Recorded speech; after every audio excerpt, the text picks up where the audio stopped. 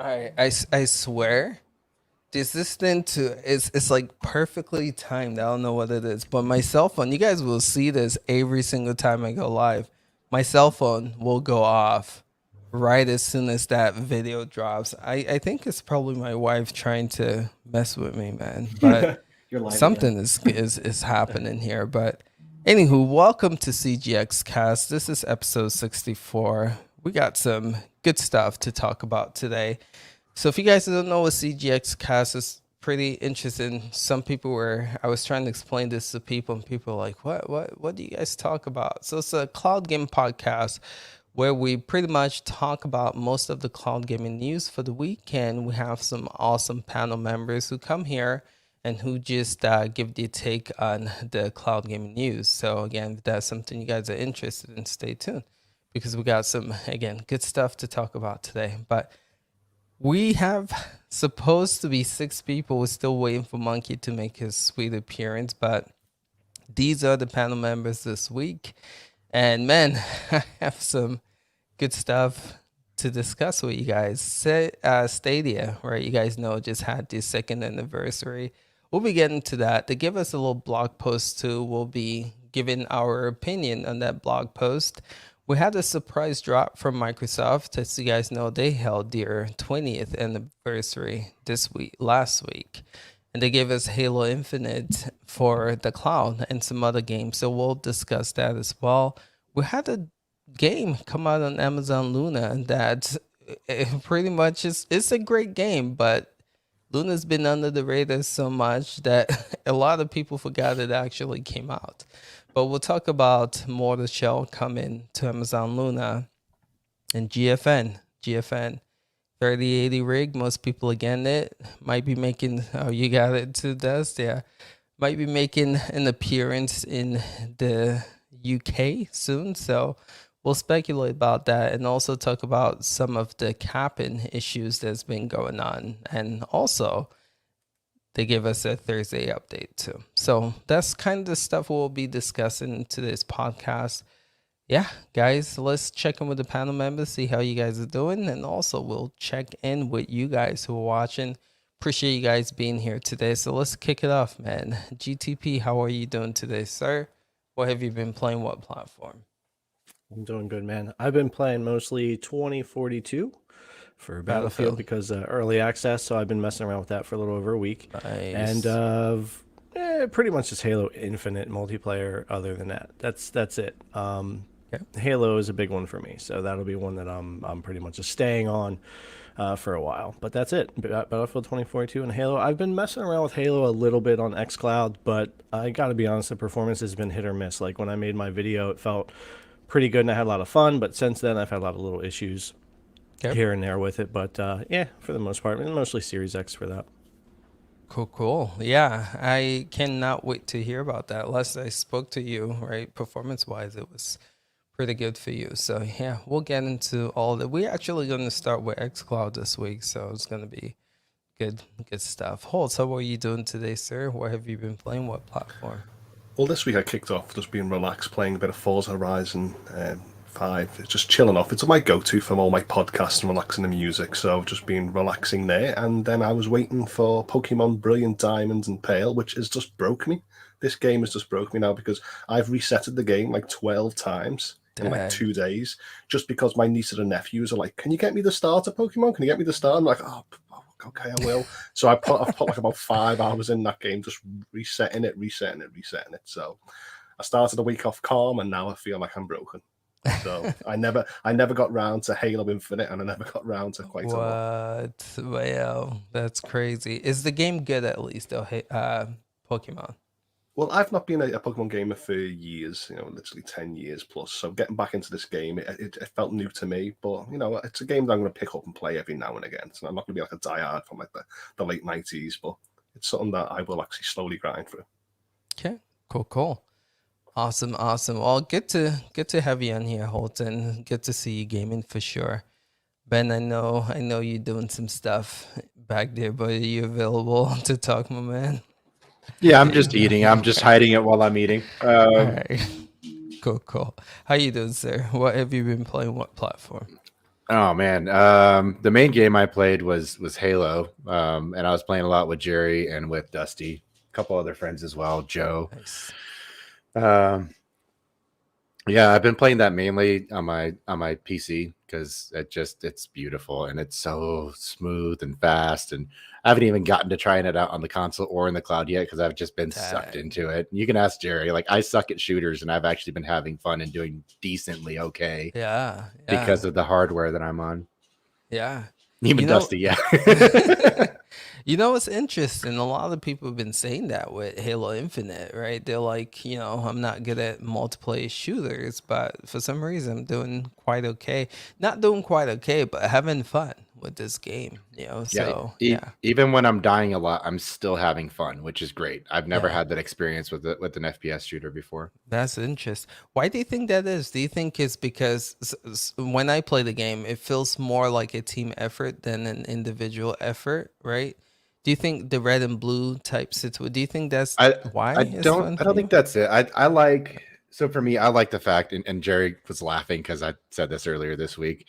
I like the fact that there's objectives instead of just shooting Mm, people. I don't do mm-hmm. well in the death matches where the only Right, objective is to kill as many people as possible. right. But when you have stuff like capture the flag or capture the zone or planting the seeds, things like that, like those for me are way more fun. I can get a lot more kills and die a lot less because everybody's focused on trying to, win that match through doing other things. And I have a lot more fun doing that. I still have fun with the death matches, but not as much as the other modes.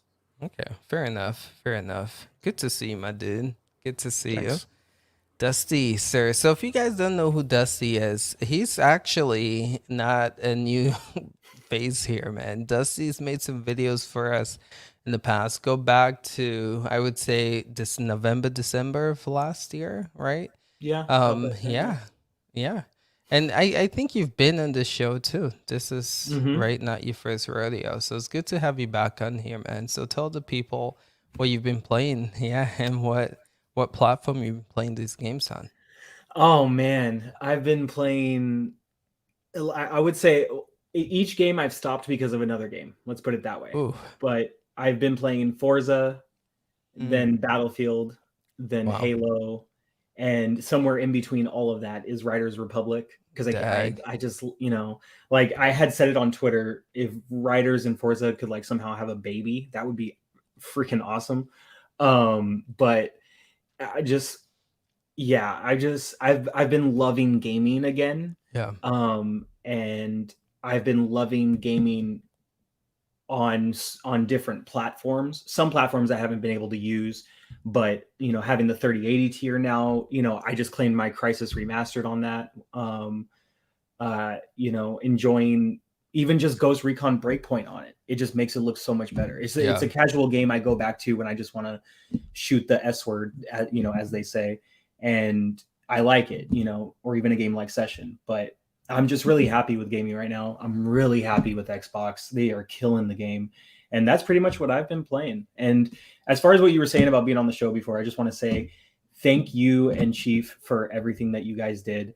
Now that I am hosting my own show and back to streaming regularly again, I honestly owe a lot to you two for teaching me so much. And just so you know, I'm forever thankful for that. Just like in my previous career, like with my dance career, I'm always thankful for those that have taught me along the way. People like, GTP, Ben, Holtz, like watching you guys has taught me something. And then working with you and Chief specifically has taught me a lot. So I just wanted to say thank you for everything you guys showed me. I really appreciated it. That's awesome, man. Yeah, you were really good and fun to work with. That was a lot of fun. But yeah, it's pretty cool to see you doing your own thing now and killing it too. Good stuff. But even though it's my own thing, we're all one community, right? So Heck I feel like I'm just contributing to what you guys have already been doing, For sure. I just wanted to mirror what Dusty said. Like, this is a great time in gaming. There's just so much fun. It doesn't matter what platform, what service. There's just so much good stuff going on right now. Yeah. You know what's crazy? I went back after playing Forza and I was playing Riders Republic. I was like, yo, Ubisoft did a great thing with this game. Like it's I don't want to say comparable to Forza, but like the whole open world, being able to, go from here to here. I mean, if you can't have access to Forza, I would say Riders Republic is not a bad racing game to play this fall. They Yeah, really did a good job. Just to add a little bit to that, like the thing is, obviously Forza is so beautiful, and there's nothing that looks like that right now. Right. But to respect to Riders Republic, in its own way, that is a beautiful game. Like just to be in your wingsuit or the wing jet and just go around the entire map, it's absolutely like wondrous is the word that I would use. So. Yeah, the game is dope. The game is dope. So yeah, check it out. Good to see you guys gaming, man. So I am back on NBA 2K, guys. I am back. So I'm playing it on Shadow, and man, I missed that game, seriously. I thought I was gonna go a year without it again. Stadia didn't get it, so it's like shoot. But man, I had the urge to play it, man. I was like, I need my 2K fix. Picked it up on Shadow, and I cannot stop playing it. So on my phone, on my Fold 3, I can play the game. I was talking to guys about this, but like 120 FPS, 1440p, and it is so beautiful, man. It's something like Stadia didn't give me. I'm just gonna be real. Stadia, I believe the game was at like 45 FPS. But yeah, it's really smooth, like buttery smooth here. And then I beat my first game, man, this year, which is Bright Memory, whatever Infinite, right in GFN. The game is short, but oh my goodness, that was so fun. Had it on easy mode, so I just cruised right through it all. But my goodness, that game is really, really fun. But yeah, good stuff overall. It's pretty cool to see most people on this panel gaming. So we've been gaming, but let's talk about it. But before we do, let's take a sec to say what's up to you guys who are watching. And again, the goal is to include you guys and bring you guys. So feel free to comment. We didn't do a poll today. It's just been kind of busy, but I might get to that as the show goes on. So Romello, what is good, man? It's good to see. I was just in nice Stadia though. We'll talk about Stadia here in a bit. Maker of Chaos. What's good, homie? I keep saying makers. It's good to see you. Chris, good to see you. Ben, I see you on here. Pluto Boy, good to see you. Polaris with the super. Again, this dude always contributes. Appreciate you, my dude. So we talked, I think you were on my open chat when I was talking about the issues we had testing Starlink, but it's pretty cool to see you having a good experience with that. So that's dope. Dusty, this is you, right? Nightcrawler's podcast. Good to see you, my dude. Joe, what's up? Johnny Live. What's good, homie? Good to see you, my dude. Vegas Night, good to see you too. Let's see. Ray, what's up, man? Good to see you in the building. I see you, Holds. All right. Let's see, Sherman Gaming, what's up? All right, let's kick this off, man. We got so much to talk about. So let's start with Xbox Cloud Gaming, right? They celebrated their 20-year anniversary. Let's just start with that event as a whole. We got a game, a big game release, but just gonna open this up before we get into the rest of the xCloud news. Just how would you guys rate the event as a whole? Was this something that excited you guys when you were watching it? Or you're like, all right, this is boring? Just how would you grade the event? I'm just going to open it up. I thought it was really good. It was pretty much what I expected. You know, Jerry and I had been talking about it, and a couple other friends of mine that have been around Xbox for a long time. Most of us, I think, just expected like a big nostalgia event where they just talked about where Xbox has been, where it is now, the friendships people have made, like, you know, basically how you have fun in gaming. Right. That's pretty much what I expected from it. I expected it to be a very wholesome kind of event. I think most of us expected them to drop Halo. There was some strong rumors about that. Yeah. Did you think it would come to the cloud though? Or was that like a surprise to you? I gave it like, you know, maybe a 60% chance of coming to the cloud day one. I wasn't sure, but, you know, I wasn't surprised to see it happen either. Okay. Cool. Anyone else with the 20th anniversary? It was awesome. Was it? Tell me why. The amount of games that they brought for back compat, and nobody, so the number is supposed to be 76 games that they brought. Apparently that's what I saw, but nobody's made a comment about a reference to it being Fallout 76. So, I just thought that was kind of interesting, and I thought it was nice that they did that. It was a nice touch. Microsoft is all about the Marvel Easter eggs right now. So, as a whole show, though, right before everybody found out, it was 30 minutes. And people started wondering, okay, so then what are they going to show? Because everybody was expecting like an hour, hour and a half. I was expecting that too. Yeah. So when they said it was only 30 minutes, I sat there for a second. I kind of like smiled, and I said, they're not going to do a whole, like, someone thought that they might go through the history of Xbox for like 15 minutes. Right. They didn't even do that. And I didn't think they were going to do that. Xbox has been on this path of punch with their drops and their news, and they're trying to keep that momentum going. So what would kind of stall that momentum a little bit? I mean, it would be exciting to see what they talk about, but to have a long drawn out show would kind of that momentum, rather than like, we're giving you this, like, we've talked about it. Okay, now this is what we got for you. And I like the way that they segued to each individual thing that they were doing.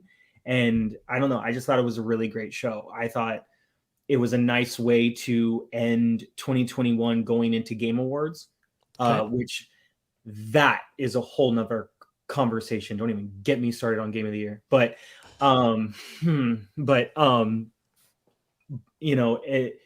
thought it was fun, direct, straight to the point, and it didn't bore me. There was not 1 second where I was like, okay, move on to the next part. And sometimes you find that in these game events, you know what I mean? So right. That's my take on it. It was a good 20 years, and it made me feel old, but a good old. I know I look young, but I grew up on the original Halo. I grew up on the original PS1, so. Okay, fair enough. Thanks for. Go ahead. I was to say Dusty's older than me, so I'm good. But I exfoliate well. Thanks. Anyone else? 20th anniversary. I was exactly like Dusty. I was just scratching my head, going, "Wow, where has 20 years gone?" I was just here to be part of like this anniversary and celebrate my great experience, amazing experiences I've had with this platform over 20 years. And then I was just so happy to see these potential experiences going forward into the cloud, because I'm like, yes, give me my Halos, give me my Forzas. Well, you give me Football Managers and all these other games, the cloud. I'm like, this is going to be a roller coaster for the next 20 years. And I'm happy to be with Xbox all the way. Nice. Good stuff. Anyone else? Xbox 20th. Yeah, Xbox did exactly everything that I expected a celebration to be. And I thought it was perfect. They came with loads of graphics and fun stuff from the OG Xbox. They had giveaways and all kinds of prizes. They brought merch for 20 years. They had the 70-some games for backwards compat. We've got the 20th anniversary controller, which of course I ordered right away. It was just everything to celebrate for fans for 20th. I thought it was perfect. I said last week, all it needed to be was a celebration and Halo, and that's what it was. And we got it. And it's been great. We got Halo beta right now. The full release isn't there yet, but I'm looking forward to it. It's been great. There was only one really sad, still makes me feel sad, part of the show, and that is the end of backwards compatibility. It's not something a lot of people talk about, but backwards compatibility is done, and they're not going to be adding any more to that. Yeah, that's in the article there, and they talked about it a little bit. But just due to different things, they're saying between licensing and technology and just different things, probably more to do with licensing, to be honest with you, that they've reached the cap. They've reached as many games as they can bring to backwards compatibility. So those aren't going anywhere. Like, we've got those forever. They've preserved them. It's great. They just dropped a ton of games to help round out that collection. But it still just kind of just makes you feel a little sad when that's been such a big, strong point, and then they say we're winding it down. But in a way, it makes sense if they've got all the games they feel they need on there or that they can get on there. And I think a lot of the games that people want really are already there. You can kind of see that they would wind down, the adding of games, but it still felt a little bit sad when they said, this is the last batch. We're not going to do any more for it. But That's I love that there's so much they didn't even talk about during the celebration they did this week, like adding cloud gaming to consoles like Xbox Ones and the Series consoles, where anybody that has Game Pass Ultimate can now do cloud gaming on consoles. It's no longer and that's a big deal. Insiders, they didn't even talk about that. That's just it's here. Like they tweeted about it. They also had, like, Jerry mentioned the controller, like the vintage style controller, and then they also did the headset to go with it. Yeah, like they kind of added a similar design language to the headset, and then they have the Halo Xbox where it's got like the engravings on it with like the Series H is what people were calling it. Give that to me now. Give it to me now. They've done a lot of things, but there was just like celebration after celebration that they didn't even talk about. And it was just really cool, really well done. That's the thing that's been flying over people's heads, is when they said casually, actually they said it casually, so to their fault, but that backwards compatibility is done. It was, the way they said it was very like slick almost, because they were just speaking and they were like, yep, and this is the end of it, of backwards compatibility, and so moving on, this is what we brought you, it was like, whoa. But I mean, I get it, I understand. I mean, and to in all honesty, to try to produce brand new games, bring in third-party titles, and at the same time have a team dedicated to going through an entire catalog of old games to be able to make them run on newer hardware, that's a lot of effort. So they should be commended for that, and Max Payne Trilogy is one of those games. 3 of those games, like that's just Fear, Max Payne. I mean, they really finished rounding out the library really well. Yeah, shout outs to them. Again, so good, Ace. Good stuff. So good. Yeah, good stuff. All right, so host, did you have it? Did we get to you? Do you want something about the? No, I've already said about just being part of the anniversary. So cool. All right, so let's talk about some games. We got like announcement. If you guys didn't know, Xbox Cloud Gaming or Microsoft or Game Pass, whatever the hell you want to call it, they give us like a roadmap of what games to come into the platform beginning of the month, and then they give us another roadmap at the end of the month. So we got some games, and all 10 games announced this week are all coming to the cloud. We've never seen this before, but those games are Dead Space, Dragon Age Origins. It's a game called Deep. Wait, let me make sure I get this right. Something Simulator. I'm trying to read the name here. It looks like Deepest Simulator. And then we have Evil Genius 2. We have XO1. We have. Jeez, I'm trying to read these names by like the print, but I'm not gonna do that. We have Faye Tactis, we have My Friend Pedro, we have Undungeon, Mortar Shell, which I think is probably the biggest one. Deer Simulator is what it's called. Okay, and I've stated Evil Genius too. So those games all are coming to the cloud end of this month. So just gonna open that up to you guys. What are your thoughts about these games? Any of these games stand out to you guys? Are you guys excited about any of them? Are you guys gonna play any of them? So gonna open. Actually, let's roll call. We'll start with you, Dusty. What's your take on these games? Did you say Deer Simulator? That's what it said, man. Yeah. Did I get that wrong? It's D. You got it. It's like Deer Simulator. Deer Simulator. I'll put it up. No, I'm not laughing at you. I'm laughing at the fact that it's a Deer Simulator. That's why I was like, wait, am I saying this right now? We all know who's shooting Bambi's mum this time round. Oh my god, I can't. So what type of game is Deer Simulator? I'm gonna post this up. I think it's a hunting game, isn't it? Good grief! It's right here. Where is it? That's like when I heard goat. It's like right Goat here. Simulator. Yeah. Oh my god. That's not what I thought it was. Yeah. Let me see if there's a picture of it. There's no picture. Let me see. There it is. There it is. Right there. Stop. There's no picture, but right here. You can spend your days enjoying a nice, relaxed frolic here and there with the other animals around town, or you can choose to relieve some stress and absolutely destroy the town and everything in it. So it's basically Goat Simulator, but with deers. The spelling of the name though. It's Yeah, like, yeah. what in the Now, world? Deer Simulator. now if it's relaxing and meditational for certain people, it just helps them ease their mind to not think about the bad things that happen in the real world. I am all for that. So don't get me wrong about me just like dying right now at the thought of a deer simulator, because this is the exact same reaction I had when I heard about Goat Simulator. Okay, so Dusty, have you ever played Goat Simulator or Untitled Goose or any other game like that? no, I don't play those games. I'm not against them, but I don't play them. You're missing out. You should try them. No, try I'm them before you joking. knock them. They're actually a lot of fun. They're hilarious. You know what I need to get back to is Halo. That's what I need to do. Yeah. Guys, this is not a joke. This is an actual game, deer. guys. All right. So this is Making that full headage. Ooh. I sacrificed my dude. The drama. Ooh. What the heck? Oh wow. Okay, he's got. Okay. I'm glad you showed this, because now I want to give some comments on it. Oh. Oh, What in the what are we? Kind of feel like I need to play this now. Right? Oh, Bro, this is like man, some this Adult is Swim type crazy. stuff. This is crazy. What There was the heck? some- This looks good. Is that a rabbit with dolphins? This looks like some late night. I don't know. I might have to try Oh, some deer man, what simulator. in the world? All right, Okay, so that's that. Oh. That's So- that.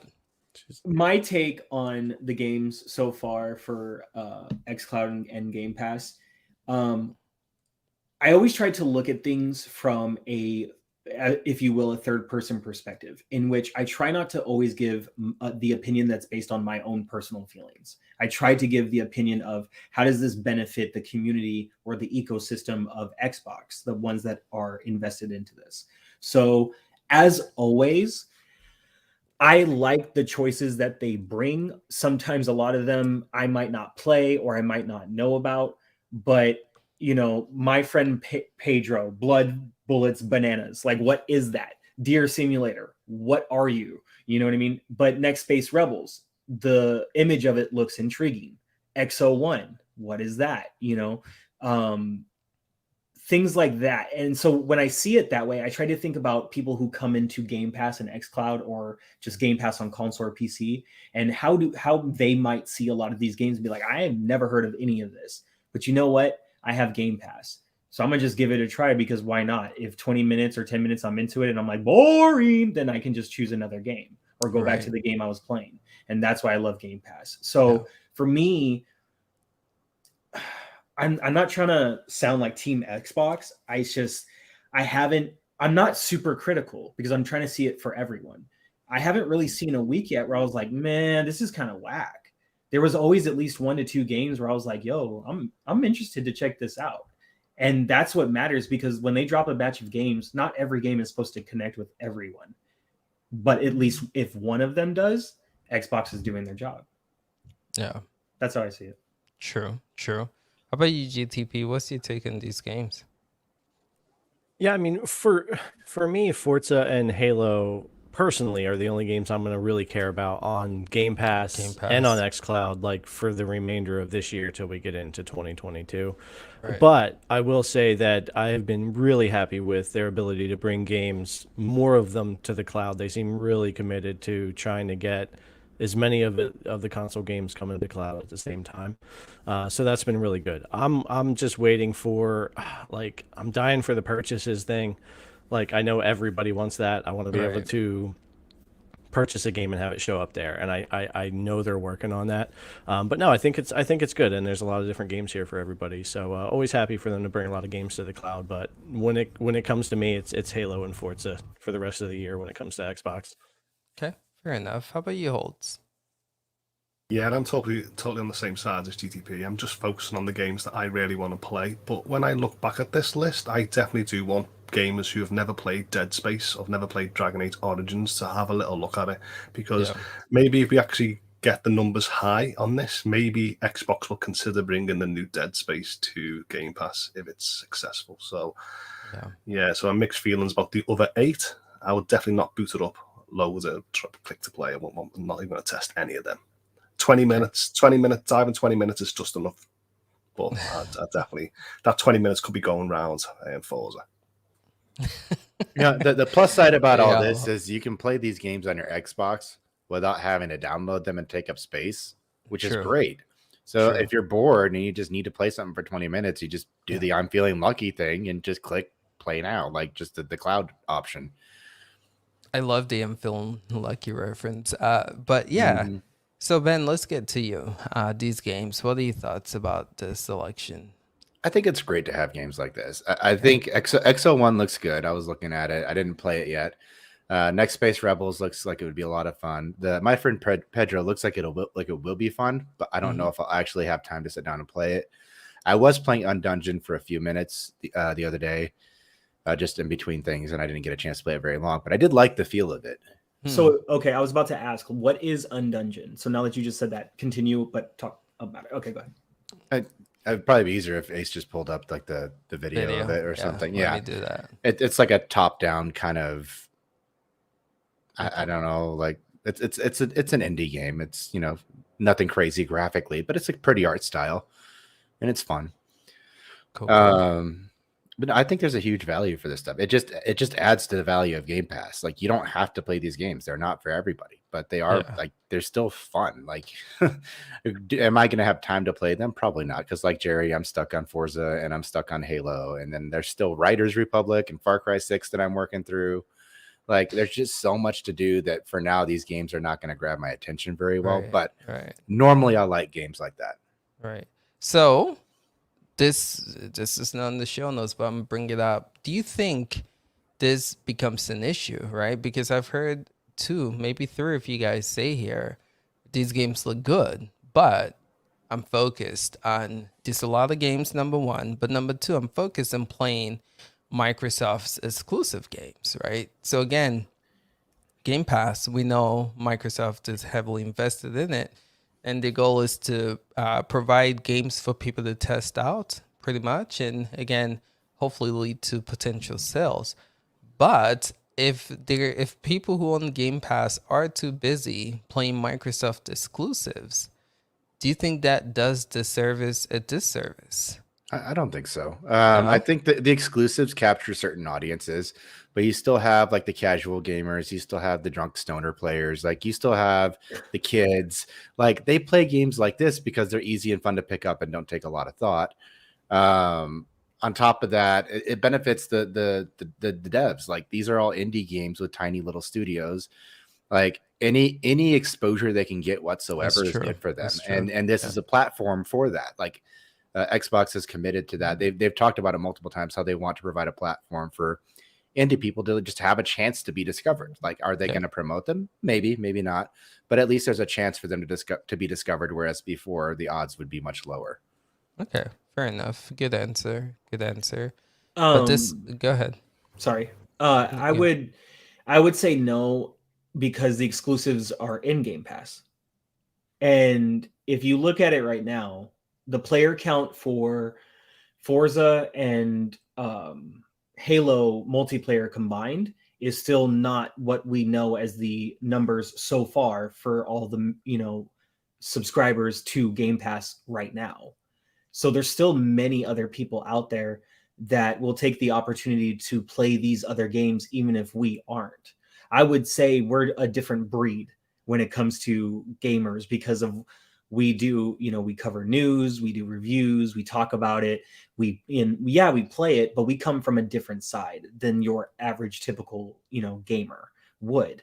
So with that being said, I don't think that just because we happen to be primarily playing a certain subsect of games, that these other games aren't going to get touched by the other section of Game Pass members, and even tried out for that reason. My wife tried Unpacking and beat it. She's going to go back to try to get all the achievements now. Like, she's actually like cringing out because she hated that she didn't get all the achievements. And I'm over here playing Forza. You know what I mean? Okay. She didn't even want to look at it.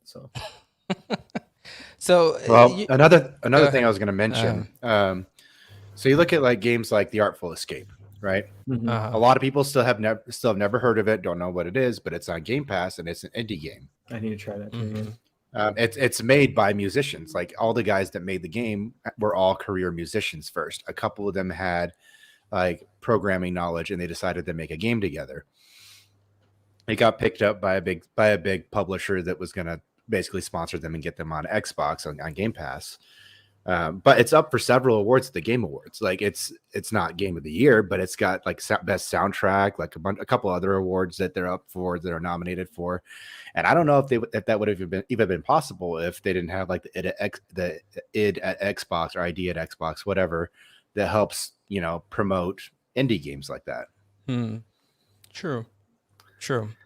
To me, this ahead. is definitely cloud clutter. I say this all the time with Epic free games. It's digital clutter, and I don't want to be part of it. I don't want my dashboard recommending me crap that I'm not going to play. I'm the type of gamer that thinks if I never looked at it before it came to Game Pass or even considered buying it, I'm definitely not going to consider playing it when it goes on subscription. So I want these games to get pushed as far as possible from my dashboards. The games that I play, I want to be liked and recommended to me, and the rest can just sort of I totally respect the gamers that want to play it. You know, I'm not picking on all the type of it, but to me, I'm like just shove along a little bit. So Holt, your feedback to Microsoft is be like Netflix with the like button that's going to promote more things like what I like. Yes. Oh. Okay. Well, as we all know, it's all about me when it comes to my subscription and my type of game. No, so that's I think that's a reason. That's a reasonable request. Yeah. They could do that. They have a large enough library now that if they do you like this game? Great. Do you want to see others like it? Great. And then they kind of filter your thing with other games that they know you're going to like, as opposed to just bombarding you with what's new. That's a great idea. Yeah. If anybody at Xbox is listening, Dusty, what were you gonna say? Now I don't even remember. All right, so let's move to this touch controls. Again, they are killing it with this. And if you guys haven't tried out an xCloud touch controls, do, because it's not like what you're used to with like Google Stadia or even Shadow PC. They take time to really dedicate touch controls to each game they bring to this platform. So again, 17 of these games got touch controls, right? Origami 2. I'm not gonna read all of it, but you guys can see right here. So just want to know, have y'all tested touch controls recently? If so, what are your thoughts on these games making their way? I think Phoenix Point is a great game. Like those RTS games and previously Halo Wars 1 and 2 both got touch control support. And so Phoenix Point is kind of like an XCOM game if you guys haven't played it. These games, I think, are brilliant with touch controls on the mobile phone. But anyway, and Football Manager, Hell Monkey had a hard time with that because the last time he tested the video out didn't work. Anyway, what are your thoughts on these games getting touch controls? Anyone? I like it. I've used it several times relatively recently. I used it when I was sitting there. I had a flat tire and I had to get it repaired before I damaged it. And I was sitting there for like an hour just playing.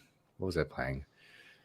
I was playing some Hades with touch controls. I didn't have my Kishi on me, and it played great. I was on 5G, just hanging out, playing Hades while waiting for them to fix my tire, patch it up, and then put it back on. I did the same thing when I had to take my dog to the vet, and I was there until like 2:00 in the morning. I just got on their Wi-Fi and just played video games on my phone with touch controls. Yeah, there's a lot of good games on there that are very, very comfortable to play. There's some that aren't as much, so you pick your game. But Killer Instant, certain games do work really, really well. I think the Artful Escape. I haven't tried touch controls on it, but I think that would be a great game for it. Moonglow Bay would be fantastic with touch controls. Yeah.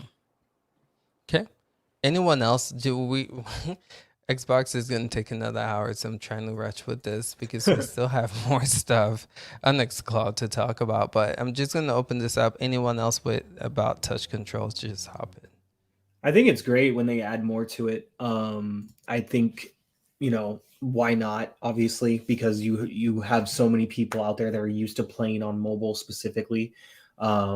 And they would much rather hold their device in their hand and use their thumbs and whatnot that way. So I think it's great. What piqued my interest is Yakuza 5 and Origami 2.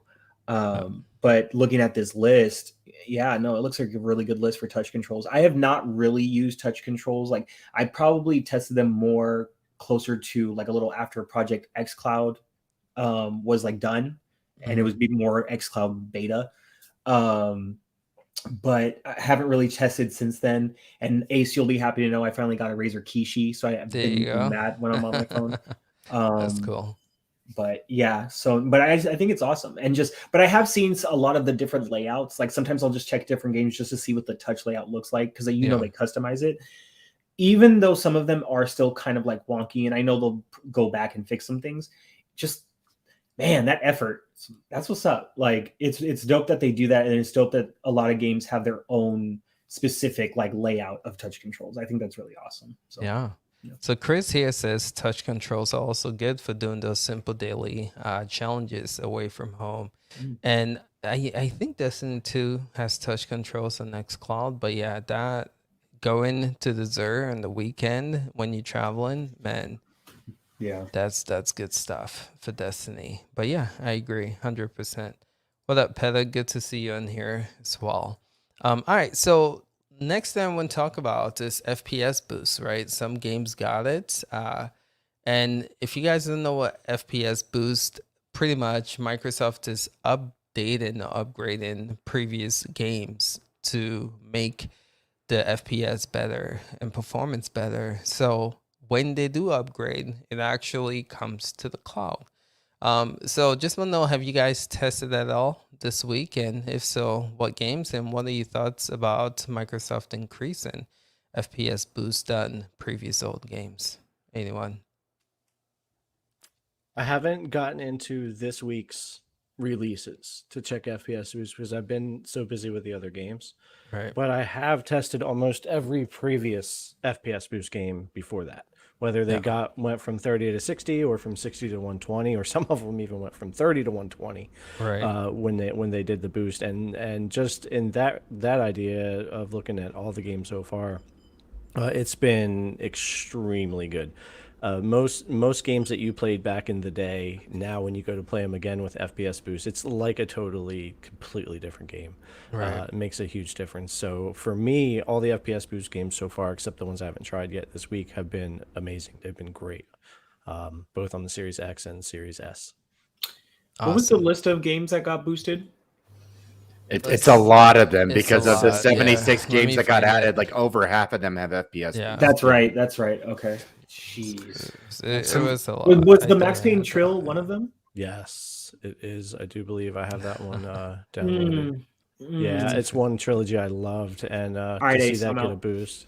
I'm out.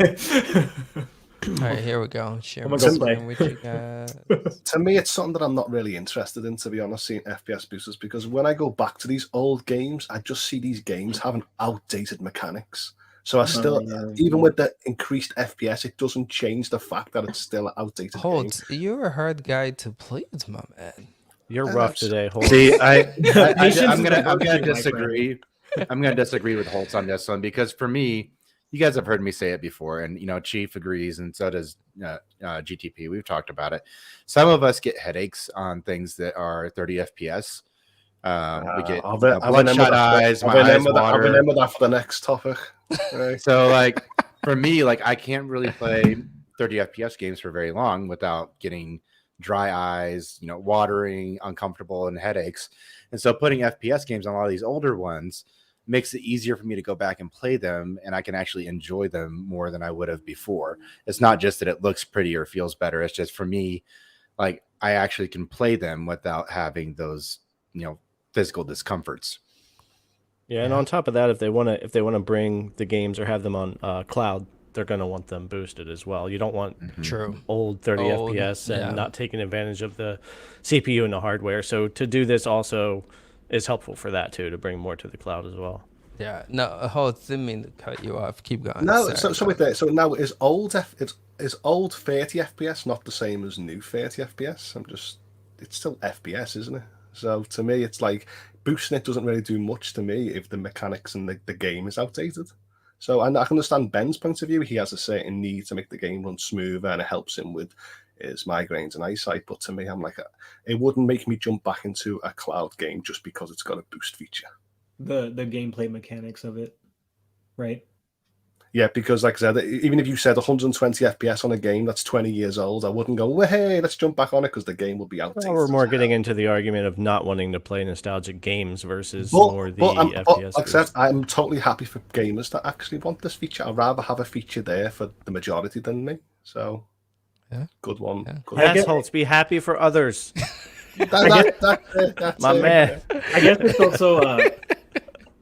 I guess love it. It's also dependent on what's good to you, because I may not be completely into playing nostalgic older games, but there might be one game in particular that when I see it and I have that opportunity to see it better, that's one game I want to go back to. And then considering that it has good gameplay mechanics, Max Payne 3, that's a game I never got to play, so I'm looking forward to that. But I do understand what you're saying, because they're, just like old photos and old quotes, not everything ages well. Not everything is fine wine. So I understand where Holt is coming from, but then again, at the same time, I'm sure come on. there has to be something in that list you like. Come on, let's all look at San Andreas. Look at all San Andreas. Oh God, let's not. Something else I want to mention about this list of games, though. The franchises that are on that list are franchises that are continuing. So when you have Dead Space, Gears of War, Fear, things like these that we know more games are coming, people, new gamers, younger than us, that want to go back and play these games and catch up on the story or what had happened, these are franchises that haven't ended. These are games that are continuing. True. So you're going to have more players want to go back and check these out. And that's just something I noticed about the list. Like, wait a minute, these are a lot of games here that these are continuing franchises. So people will go back, like the Gears of War franchise was horrid at 30 FPS on the cloud, because I played through the first two. What a big deal to bring that whole franchise up on the FPS and get it to something that when people are like, whoa, Gears for the first time, and they go back and play through it, it's going to change a lot for that. Yeah. So they interviewed Phil Spencer, and he was saying something that he wished most companies would do is, how did he word this? He talked about like vinyl records and older media format, how they bring it, they try to bring it in today's day and age and make it, better, so people like kids from this generation can experience it. And I think you can see that here, right? So again, this game might look old, and going back and playing it on previous gen console, it'll look like crap. But I think the word is preserve. He was saying he wants to preserve old games so new generation can experience it. And in a way, I think that's kind of what his showcase in here, right? These are old games that if you went back to playing your old Xbox console, probably would run like crap. But here it is, with FPS Boost, with some I don't know if just like graphical increase improvement, but it's a good way for like new generation, people to experience these games. Now, I once I'm done with the game, once the game is last gen, I don't touch it. But again, I can see how and why, this can, be good. My thing is this. Yeah, go ahead. Because I've heard a lot of people say that too, like what you just said, Ace. If it's last gen, you just leave it last gen, and I understand that because you always want to be a part of like what's evolving and what's new, and I'm with that too. But if it holds up well, why not go back to it, especially if you never played it? However, I do understand, the other side, the other aspect. My thing is, can we start seeing FPS boosts on newer titles? Maybe not completely brand new, but newer titles that are capped at 60. Can those be pushed to something higher?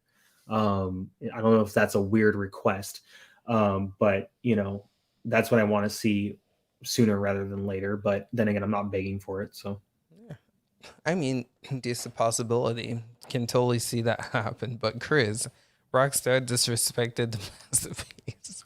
They did. it's so you feel that way. It seems like a lot of people were unsatisfied with the GTA remaster. That trailer when they first dropped it of what it looked like I understand it's a remaster, but they were boasting that they had switched engines or something on it, and it looks. I'll be honest with you, like I was really looking forward to getting it because I wanted to jump back in Vice City, and after seeing what Vice City looked like, I don't know. Like so it's wait there, guys. GTA Trilogy is crap, even though it's got higher frame rates. The whole remaster. It's the it's the gameplay, I think too. No, I think so it's the mechanics and the bugs and stuff. Yeah, people had expectations, especially like this being Rockstar and this being like beloved franchise. I think people expected Rockstar to do more with the remaster, but it really felt like they just curved it. Yeah. Like they were just trying to make some extra money. Yeah, or trying to make some extra hype because GTA 6 still isn't here and people are like frothing, at the mouth for it. But I feel like they're just trying to do what they can to buy themselves some time. And can you believe this is crazy, man. Think about this. GTA 6 missed a whole console cycle. It's about to miss 2, bro. Yeah. That is absolutely insane. When have we seen GTA miss a whole console cycle? I mean, how many Final Fantasy was released last gen? It's crazy. To be honest, I'm not sure that's all about development. If they were to release GTA 6, the amount of money they still make on GTA 5. That's the thing. Yeah. GTA 5 is a cash like you, right? cow. You're done with the last game when a new one comes out, like me, right? Except sometimes we'll dip back to something we loved, but for the most part, we're done. Well, think about all those players who are going to do that when GTA 6 comes out, and the cash cow that is GTA 5 starts to. I'm pretty sure the only reason we haven't seen that game is the money that GTA 5 still makes. That's about it. So GTA 6 to me is like similar to the Game of Thrones mentality. So I'm a book nerd for those of you that don't know. And I'm still pissed that the 5th Game of Thrones book came out. I was almost done reading it when season 1 started airing. And they got past the books. He's never going back. He's been promising next spring for book 6 for 10 years now, almost 11. GTA 6 is the same thing. They make all this money. They're just sitting there, like the games they make, the stuff they make. They're just doing exactly the same stuff in those games in real life, biding their time to get as much money as they can out of it. That's why we got the crappy ending that we got from Game of Thrones. So let's move on. That's just my little soapbox. But let's touch on Halo Infinite real quick, and then we'll hop off this platform. But this game, honestly speaking, wow, surprised me, guys. Like, I didn't know how this was going to play out. So I was encouraged by the performance of Forza Horizon 5. I was like, all right, if they can pull this off, they can probably pull off Halo Infinite. And it's so cool how they gave us access to the cloud, the multiplayer in the cloud. Single player, I think, would have a better, chance of running well, but to have the multiplayer run as well as it does, that to me was really surprising. And it looks good. It's really smooth. They have 2 modes. If you guys want graphics, go for quality. If you want performance or FPS, go for performance. And man, you guys saw the video I put up. Like, I was doing work, guys. And I don't know if those guys were playing with an Xbox or PC, but they were getting it bad, man. I was getting kills left and right. It's a fun experience. It's a really good experience. But that's my take. Just want to open it up to you guys. How has it been for you? Did you try in the cloud? And if so, how was the experience? So open it up. Go ahead. My favorite part was earlier this week. There was like 6 of us playing it together. Most of us were in Dusty's server when we were doing it. But I was playing it on my RTX 3060 with ultra settings and everything, like everything maxed out, minimum 60 FPS, maximum 144. Like I would just like full quality. And then like our friend Macadamian from the cloud gaming community, he was playing on his iPad. Dusty was playing on his Xbox.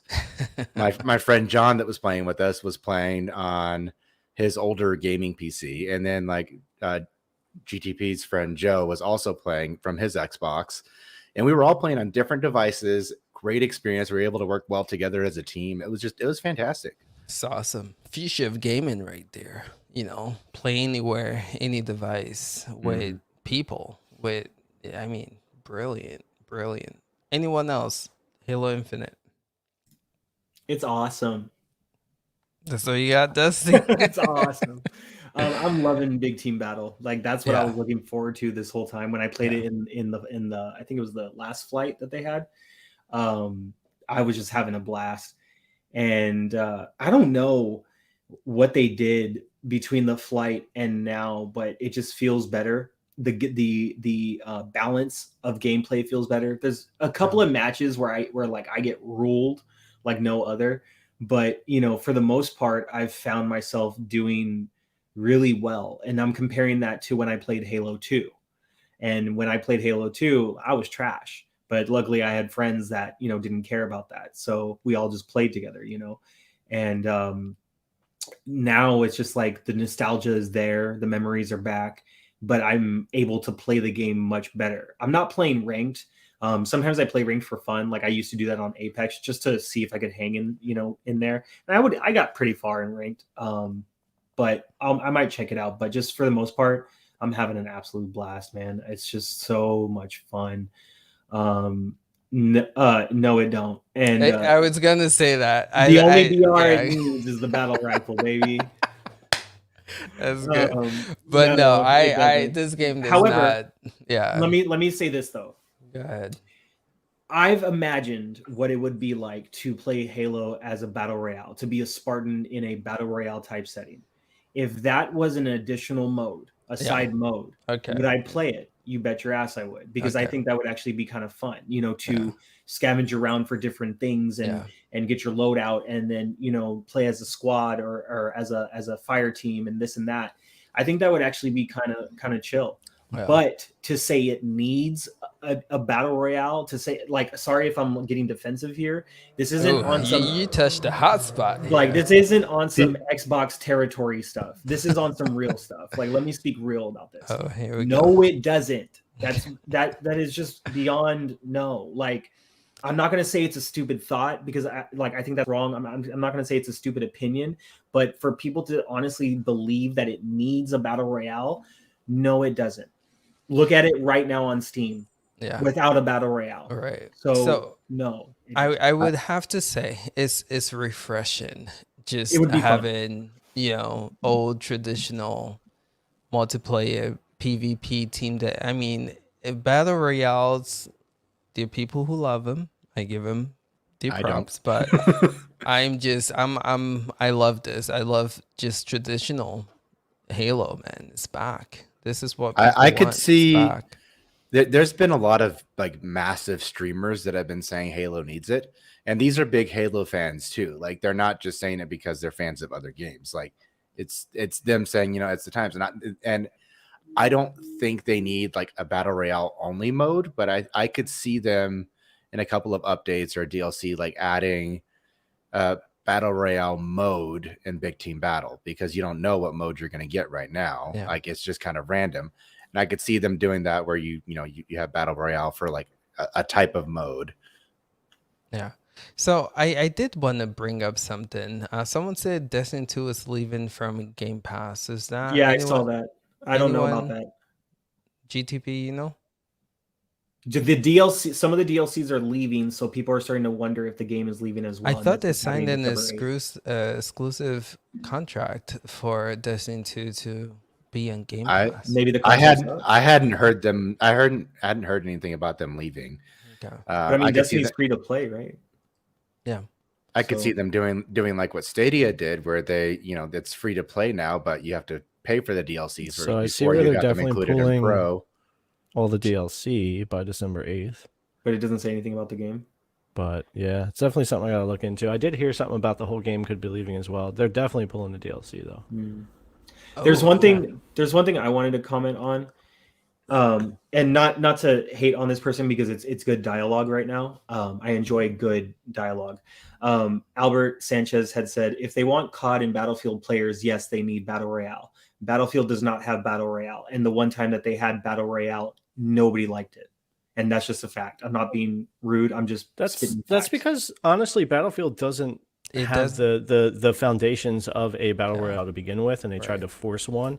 When the whole idea of this controversy of Halo needs a battle royale, it obviously doesn't need the battle royale, but I think the point a lot of people make is Halo has all the things that you would need for an amazing battle royale. Yeah. Between that's the why I would vehicles, play it, the drop ships, flying cars, teams, the weapons, the sniper, and we haven't even seen the campaign map for ourselves yet.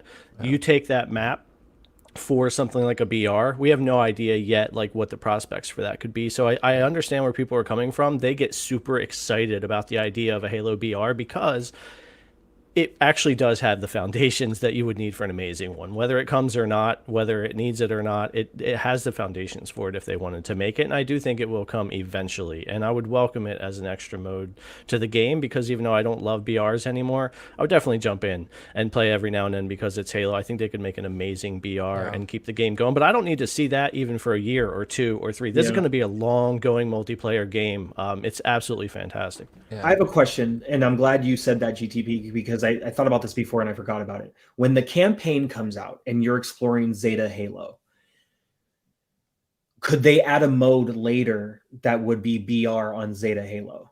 Well, that's what I mean. They would use a huge chunk of the campaign map to create this BR or multiple ones broken up. And the potential for just a gigantic Halo BR, even if it was like 1,000 man or 500 man or whatever, 250, whatever they want to do, it's not going to matter. They can do whatever they want. That would be amazing. It could be amazing, and I think that's why people get to the they just get so excited about that idea of a Halo BR. But of course, it doesn't need it. But I think we'll see it.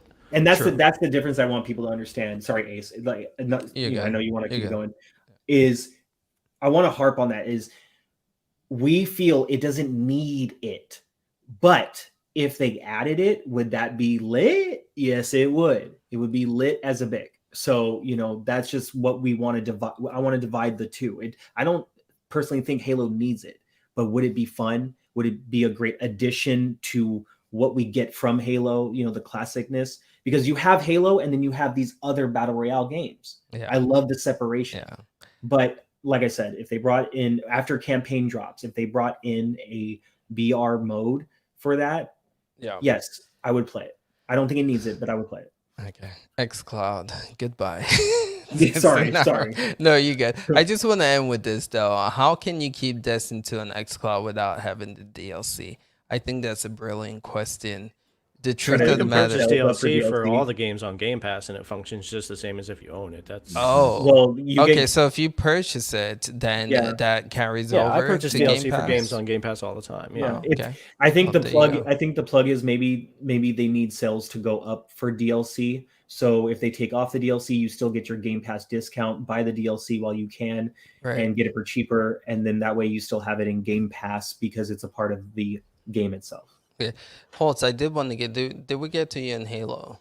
Oh no! Do you know what? Me and Halo. Do you know what? I was amazing at Halo multiplayer back in the day, but these days I am absolutely crap. I do not have the time or energy or patience to dive in these games. I mean, I totally love Dusty's and GTP's and Ben's story, all friends getting together, playing these great things. But to me, I'd rather invest my time into the campaign. I'm more of a single player approach. I'm more putting my hours away from FPS games to more like RPGs and stuff like that. So I'm really happy it's doing successful because I love Halo.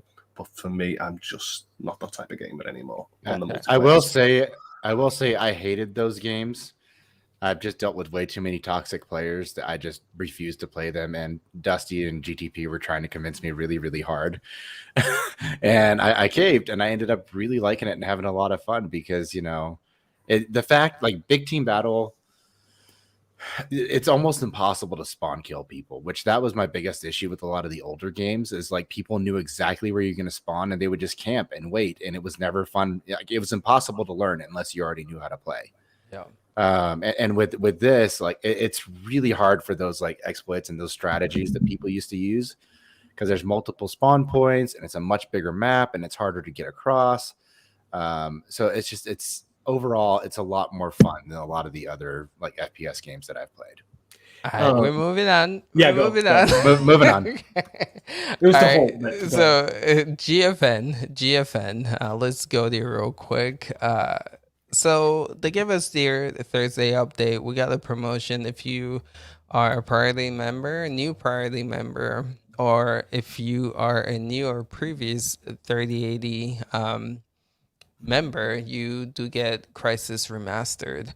So when I saw this at first, I was like, yo, that's dope. But then I realized it was just, I thought it was like the trilogy, but it's just the first Crisis, right? And then games that came to the platform this week, we have Combat Mission Cold War, The Last Stand Aftermath, Myth of Empires, Icarus, Assassin's Creed Syndicate Gold Edition, Core, Lost Words Beyond the Page, and World of Tanks. So we'll start there with GFN, and then we'll move on to the cap and issue. What are your thoughts? Just going to open this up to anyone. What are your thoughts on the games for GFN this week? So I'll go first. Great Go to ahead. hear they're giving a title away with their title upgrades or subscriptions, but I feel this game is literally a joke on the server at the moment, because now I'm sitting there thinking to myself, wow, free game, but can Geforce now run Crisis at 60? And for how long? Oh, do I actually want this game if it's not? It can't perform well on the service. So for me, I do like the idea that they're giving it away, but how will it actually run? Maybe I actually have to do something. Wait, how would it Crisis run? Yeah, because it was always a joke. It was always a joke, wasn't it, on PC? Like, can it run Crisis? So I was just saying, right. I like it. Run Crisis. Can it run at 16? How long for? So I'm happy to see this game get claimed, but I don't think I'll actually be jumping in myself.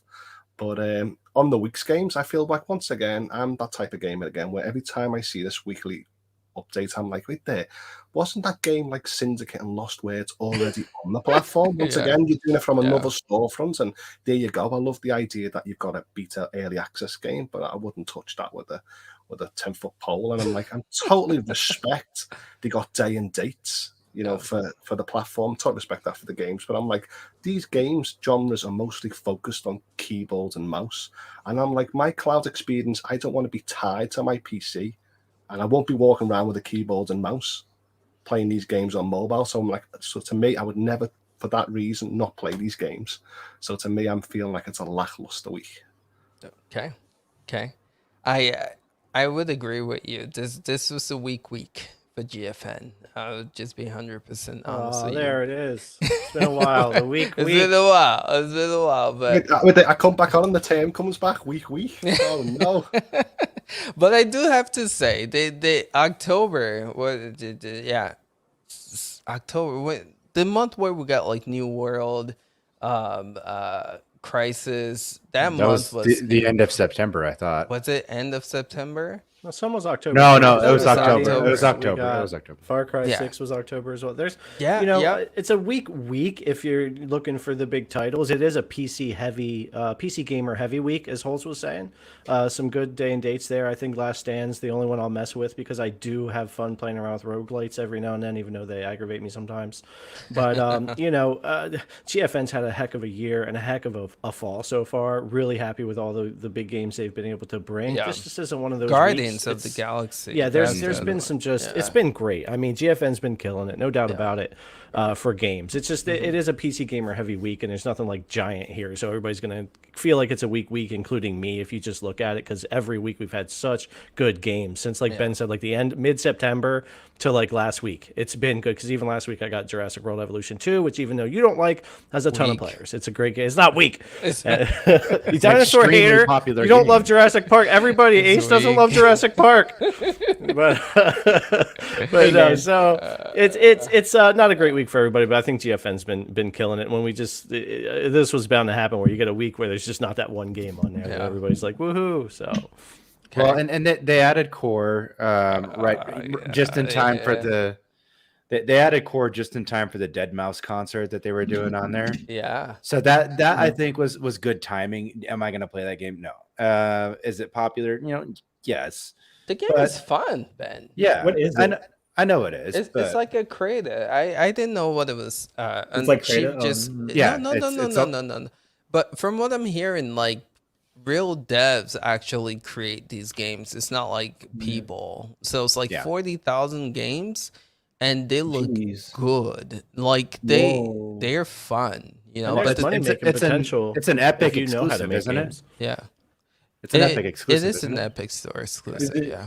Is it free? And it's free. No? It's free on Epic. Yeah. So go. Yeah. So they did a Dead Mouse concert on it, kind of like how they did that one concert on Fortnite. Yeah. So they did a Dead Mouse concert on there last night and this morning. Yeah. And I it's still not don't the first get one that either. I still don't That's get been involved that. in that. Sorry, go ahead, GTV. What, in-game concerts drives me nuts. Drives me nuts. Oh, when that's when AMD announced their next GPU inside Fortnite, I was like, I can't believe you just did that to me. Like I'm supposed to go in Fortnite to see a GPU announcement. No, thank you. Not everything works doing that. Like, it's weird. Yeah. I'm just saying their timing to add that to GFN was good. Yeah, true. For that event. I know World of Tanks is popular. And that's also a free to play game, isn't it? That's a free to play game, isn't it? Mm-hmm. Yeah. But with the 3080 and then that was better. Yeah. And then Lost Words Beyond the Page. Like I've heard great things about that game, even though I still haven't played it. True. Anyone else about these games? I'm just gonna open it up. Feel free to hop on. They look good to me. I mean, it's kind of like xCloud, you know. I try to look at it from an outside perspective rather than just my own wants and needs. I like the fact that Assassin's Creed Gold Edition is here for Syndicate. I guess that wasn't a thing before because I thought I already had this in my library, but I guess it wasn't Gold Edition. Yeah. So, but that's cool to me because I was actually playing a little bit of that before. But having World of Tanks, like I said, on the 3080 tier, that's intriguing for me. Last Stand Aftermath, I always enjoy a good zombie game. So that's intriguing for me to check out. But just like xCloud, I think it's a good selection. I agree with Ben about Core. They're not the most exciting group of games. I will admit that. Like personally for me, this is what it is. It is what it is. You know, it's not bad.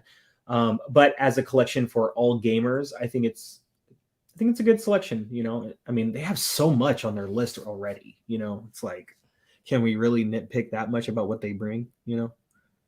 Yeah. Week. Let's keep moving. I was waiting for it. But no, so I do want to open. We kind of talked about this last time, but the cap and frames, GTP man. I want to open this up to you because you did an updated video.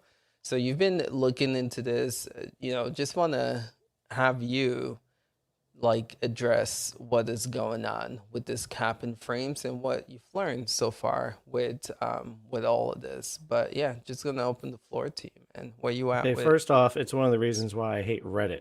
Okay? Talk about going down rabbit holes, like trying to decipher when things really happen and when they don't. I put out a more recently video updating a little bit because people are curious and they want to know. And the biggest reason this got spawned for me to even look into, surprise, people are still buying Cyberpunk. And there have been sales recently that never existed before for Cyberpunk. I even have some in real life friends buying Cyberpunk. Like, I'm like, wow, like they waited. They didn't buy it at launch. It was buggy. They waited a while. They waited a year. It's going on sale. They're grabbing it. Now I'm getting messages, GTP, how come your video shows Cyberpunk running with full ray tracing at 60 FPS? And I'm like, this is what's going on. And I don't know how many copy paste of my message I've done to message people like, this is the story, like this is what's going on, please watch the new videos. No ray tracing, no DLSS, 45 cap, playing 25 to 45 depending on where you're at in the game. Sorry, that's what it is. I've also submitted videos to the GFN team to try to show, also it's not just a cap, the game's just, it's suffering and having trouble even playing that. So that's what got me into it, because I don't go looking for this kind of stuff often. Like usually people bring it to me and I'm like, what is this? So for me, the big issue has not so much been that 12 games, and I know we talked about it last week, that 12 games have been capped, even though I obviously take a lot of issue with that as a PC gamer. Our issues have been with like the transparency of it, Right. and just being open about it. In my opinion, with business, you should shout as loudly about something positively as you do negative. Like do them the same. Like if you're super hyped about an RTX 3080 launch, I also want you to come out with as much information in the open when things like this happen, so we know. Yeah. It's given people a weird perspective that this happened right around the RTX 3080 launch. So it's like, oh, they did it so that we would upgrade, right? And pay the money. That honestly, not the case. I can tell you they did not plan anything like this to try to get you to upgrade. I do not believe that for 1 second, because these issues started like over a year ago. So it's not like that. But it was a little bit lack of transparency. Like if you didn't go digging for it, you couldn't find it. And then there's some games on the list, like Cyberpunk, obviously big issues. And also it says it was capped to 45 FPS in December 2020. When I have a video in January of it running over, uncapped. So I don't know what was going on there. Immortals Phoenix Rising capped at 48 FPS. It says November 2020 around the launch date. Again, I don't believe that, because I have a video up from December 4th playing it uncapped up to 71 FPS. Maybe just in my area, it hadn't been capped yet a month later. I don't know. So it just has a weird look to it. It doesn't leave a great taste in one's mouth when it comes to what's going on with these games. So the lack of transparency, the list being a little inaccurate about when it caps. Your internet's crashing or something. Yeah. You're really choppy. Is it happening again? Yeah. Is it happening again? After you. Yeah. No, don't do it to me. Yeah, they've been want people to replacing hear lions it. outside my house for like 2 days. Oh no. So All right.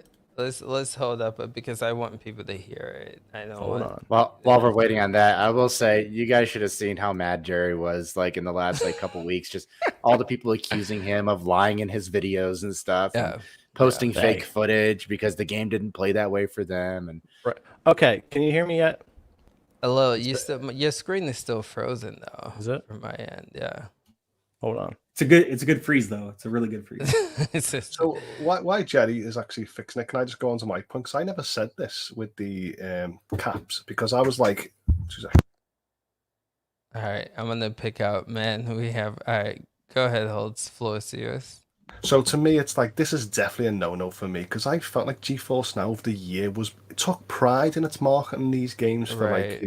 RTX, DLSS, and 60 frames, and I thought that consumers reacted well by having this kinds of options for this service. So for me to hear that they've stripped away the biggest games being capped and took away the likes of RTX really hurts me, because I still believed in the service, but doing stuff like that really makes me want to run away from the service. And then also, I actually heard, I don't know if you actually know this, did you know there's some gamers out there that can't play under 60 FPS because they get nausea, dry eyes, and headaches? So I'm actually wondering now, is that GeForce Now, you need to get your act together to start providing the options to actually have 60 FPS, even if you have to dial it back. So I feel like it's a big, huge blow to the service and customers. And yeah, to me, I was like, I was happy to see a 3080 in the past. I know I actually said in the last podcast that I wanted aspect ratios. I wanted bigger aspect ratios for the games that I actually play. But now seeing my games like Immortal Phoenix Rise and Cyberpunk get capped makes me just want to go, oh, this is a no-no for me. The last point that I wanted to say is another feature that I wanted for GeForce Now was to have a native app on my main display, which is actually a LG 2021 telly. So now the news it's been released, it came out, and now they've told me it's only 1080 60. So I'm like, all this power and all this positive messaging, and now you're telling me I can't, no matter what device I'm being capped. I don't have HDR, I've got games losing RTX, I can't have a bigger aspect ratio. And to me, I'm like, wow, I'm actually really taking a step back now. Why is it 1080p 60? I don't know. I mean, these tellies have got 120 FPS upscaling, gorgeous, displays, and they're not utilizing it. Shouldn't you think that should have been a big, huge marketing push to work with partnerships like this? So you don't think that HDR should have been a main feature on a native telly? No. But does the fact that it's in beta account for maybe that those types of features might come later? But what's in beta? I thought it was beta now. GFN for LG TVs. Oh, is it beta? Yeah, the LG TV, yeah. Oh, but okay. The thing with smart TVs is those apps don't have a lot of power. Like it's not the core function of the TV to run So I cloud have to, gaming and stuff. so like I said, I have to go my own way to buy a second hardware device with the NVIDIA Shield to take advantage of a tier that I've always wanted. I've always wanted a native app, and now holds the problem with smart TVs, especially like non-Android TV ones, like they don't have like the Wi-Fi capability. Like they don't need. It's got an Ethernet port. It's got an Ethernet port. I can plug that in. I've got great experience with Dolby Vision and streaming on everything else. And that's fine. fine. GeForce now with a partnership work on my display. That's fine, but the vast majority of people don't use that. The chips they use in the TVs, they're not designed for gaming and multiple input kind of scenarios. They're designed for streaming, like watching your Netflix, watching Disney Plus. Like they just don't have. The chips that they're using is in bloody Switch, Nintendo Switch. So I think after all these years, tellies have got good processors to actually run something of a streamed image. I think they can run it. Yeah. So again, like Dusty was saying, it's in beta, so hopefully we'll get. But man, GFN's in your hot seat today, Holds, man. And they need to be. I'm glad. I'm glad that you're speaking up about that. And of course, that when it actually comes, of course, I want to do backflips. I want this 3080 to be really utilized to to the settings that I want. I don't want to actually be pushed to their narrative. I want it to be customized around my displays or my fields of view or the max FPSs that I actually want. I don't think there's no shame in asking for that. True. All right, let's get GTP finish. Am I back? No, yeah, you good. Looking good. I don't know, man. Sorry, good. man. They're still out there. So hopefully it works. I don't want to keep going on. I don't know where I started to cut out at, but I'll just say like things with the whole transparency thing, games that I'm looking at, videos from last year, and then I look at the date they say they added the FPS caps, they're just not necessarily adding up. Now, the bigger issue I have, and if Hellmonkey was here, it would be his issue, is I just don't like when I make content reviewing a game or a platform, and then they make such a big change to the port. It's not like a game got a patch, and now I have a FPS issue in one part of the game that I need to talk about. We're talking about scaling back performance to the point of like a showcase game like Cyberpunk losing the NVIDIA features, right, of RTX and DLSS that it was advertised with. If you go and Google it and look for Cyberpunk on GFN, all the media is still out there. Yeah. Play with full ray tracing, play with DLSS on GeForce Now. That's all. It just makes it look really odd, and it makes it hard for us trying to give accurate information out to everybody. So it's just been a little bit of a mess. And to be clear, the FPS caps are specifically, at least what we can tell, just the 2080D rig on the priority tier. Yeah, I haven't seen issues on a 1080. I haven't seen on certain stuff. There's nothing for the 3060 or 30. No, it's specifically this one circumstance that you run into it. But a lot of people get on that rig when it comes to the priority tier. So it's becoming an issue for a lot of people. I just to scale back performance and then kind of pretend you didn't. That's been my big issue about it, and I'm paying the same money I was paid. So. Yeah. And I think like you were saying also the transparency and them being as quiet as they've been lately. Right. Lately. If you hit these things up front, no one can talk about it, right? If you come out and say, this is what's happening, like I said before the show started, if you come out and say, guys, we're getting super popular, millions of players are coming on board, we've got to divvy up hardware a little different, it's going to affect a few games, we're sorry, but we've got upgrades coming, we're excited about the future, hang with us, I'd be like, oh, cool. Yeah. Zero problem, zero issue, and I never talk about it again. Right. But that's not what happened. Yeah. So, True. All right, cool. Let's move on. We still have Stadia. We have a lot to talk about with Stadia, man. We do? Yes, sir. You ready? No. Okay. Let's go. Stadia. All right. So second anniversary, second year, and shout outs to all the content creator yesterday who was showing this platform some love. There's like a marathon of content going on yesterday, so shout outs to all you guys. But we're gonna talk about it here today. 2 years. Let's start with that. Let's give this platform a grade. Again, Stadia had a really great year last year, ending it off with, I would say, probably its best moments, right? Cyberpunk killing it, right? Features come to iOS, all those things happen end of last year. And then this year started off with some silence and then the closure of the first party studio. And then communication, I felt like went downhill from there with Stadia. But yeah, so let's just grade this platform for the second year. I'm going to call on each person, just talk about Stadia, talk about how your experience has been, and give it a grade. All right, so we'll start with Dusty. I knew it. I just had a feeling. I'm not gonna grade it. Ooh. And it's not in defense of Stadia or anything like that. It's just they treated it like it was a second year anniversary. It's never as exciting as the first year. Third year is kind of whatever. Fourth year is whatever, and then fifth year we see what happens. If indeed Stadia can, make it that far. I believe they can. If they will, that's up to the future. None of us know. I can't really grade it. All I can say is it's nice that they at least addressed it. Do I feel like they should have done something more? Yes. You had somebody tweet it out, like, making a joke that, all the people of Stadia are celebrating with Grace right now. And Grace only had like 56 viewers or something like that.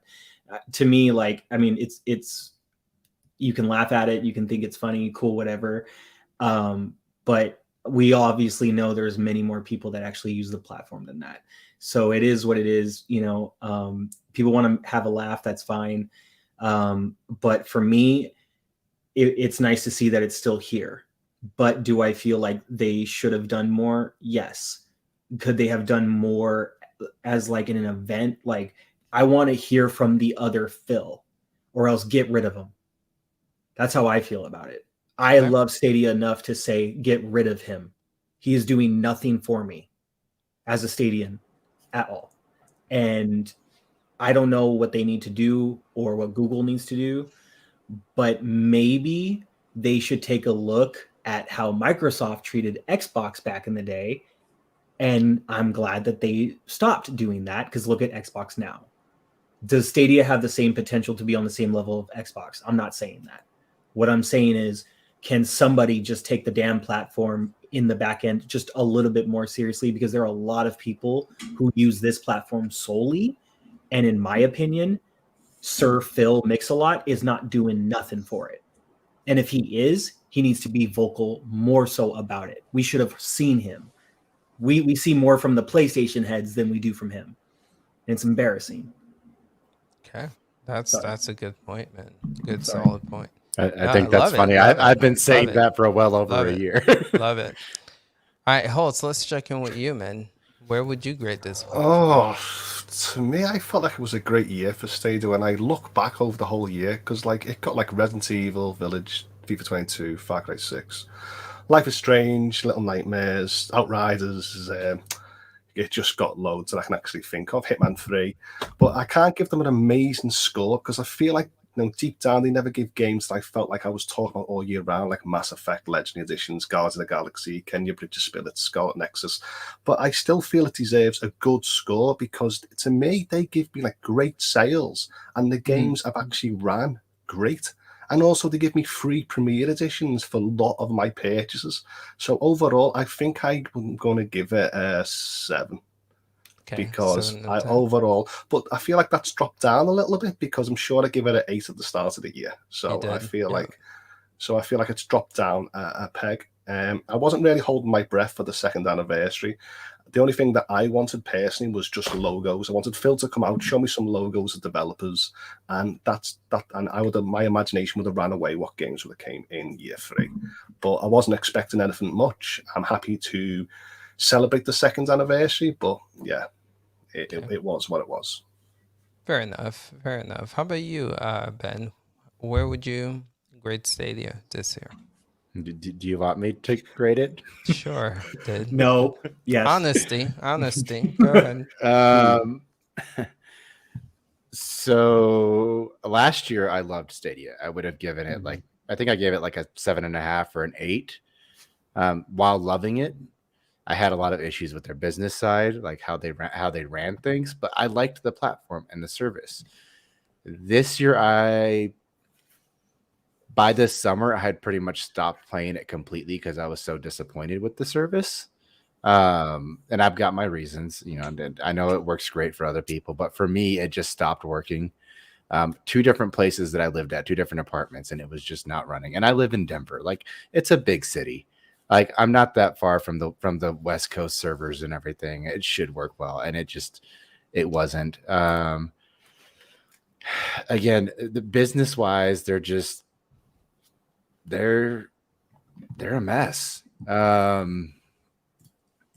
I would say games wise, like Holt said, they had some decent games come this year. Like, that's not a problem. I'd say as far as the games that came, I'd give them like a 7. Like, there were some good games. They were fun. Am I playing them over their Stadia? No, because they run better in other places for me. So I'm playing them in other places. And that's just for me. I get other people, it runs better for them, and that's fine. As far as business and how they ran the company, I would give them like a 3.5 or a 4. I think it was abysmal. It was really bad. Okay, fair enough. Thanks for that. GTP, sir, where would you rate Google Stadia's second year? Poor Stadia, man. Look, my excitement for Stadia, and like kind of like Ben said, last year was totally different. I think I might have thrown a 7 last year.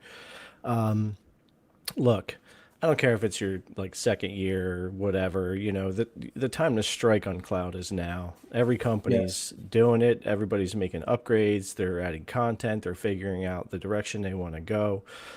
Stadia had a huge jump, and they fumbled that. And lately this year, ports have just, for me, been getting worse instead of better. They're just getting rushed onto the platform. They're not being checked, and thank goodness for Ubisoft, because if it wasn't for their good AAA games coming to the service, especially this fall, there just wouldn't be any. There are some good indie games on there, arguably, yes, but man, thank goodness for that Ubisoft coming in to save the day for them, and arguably Luna, if you want to go that direction. But yeah, so lack of communication too, right? We had how many connects to get excited for last year and none this year. They've skipped out on so many things. All I can say is Google better bring it next year really hard for Stadia if they want to be serious out here in the gaming space with everybody else. If they don't want to just be that little casual tiny island on its own of cloud gaming, they have a lot to do. And people love to remind me how much money Google has. I could tell you something right now. If I was throwing a 2-year anniversary for Stadia, that would have been huge. Yeah. No one would have been able to ignore the fact that it was Stadia's second birthday. If I was really serious about it, I would have spent millions on top of millions on top of millions of dollars for the fun of it, because I could. And it'd be a write-off anyway.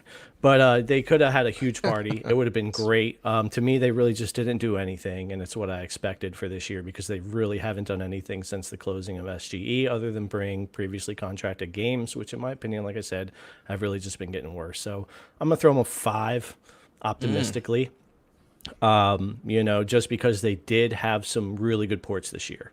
Resident Evil 8 was a good one. Judgment was a good one. There are a lot of good games. I'm not just going to say there weren't some great times for Stadia, but overall as a whole, they're lucky to get basically a 5 out of 10 from me this year. I was going to say another thing, like off from Dusty's point about Phil, like for those of you that don't know, that are watching or listening, Phil does not have a great history in big consoles. I mean, he almost killed Xbox and he almost killed PlayStation, and he's doing the same for Stadia. Atari, same thing. And Google needs to wake up to that. I'm sure they know his history and they're just letting it slide. He's proven that he's basically killing Stadia. Like, he needs to get out of there if they want to take this. I'm sure he has a skill set, but it's not gaming. It's not gaming. Several. Sorry. I think Facebook should hire him for Meta, because no, seriously, he did the whole PlayStation Home thing. That was like his big push, and sounds like that's what Meta's doing right now, and he can kill them too. Anyway, listen. I see what you did there. Hey. Nah, Facebook's a meta like Deadpool. You can't kill them. You can keep on trying, but it's gonna keep on coming back. They know how to break the fourth wall. Yeah. But no, go ahead. Sorry. Again. Several points. One, and Stadia and Ubisoft need to understand this. I was going to specifically and solely play Riders Republic on Google Stadia. And the fact that it's at 30 frames per second, and I now have an LG 144 hertz monitor sitting in front of me that I didn't have before, but I have one now, that is not okay. So you need to understand, a lot of people were really excited to play certain specific games solely on Stadia because they like playing certain things on certain platforms because they like that certain community. I was one of them. And guess what? I play Riders Republic on my 3080 tier on GFN. Well, there you go. So it caters for you because of your display. So you feel limited because I always get told halt. Because now I notice it.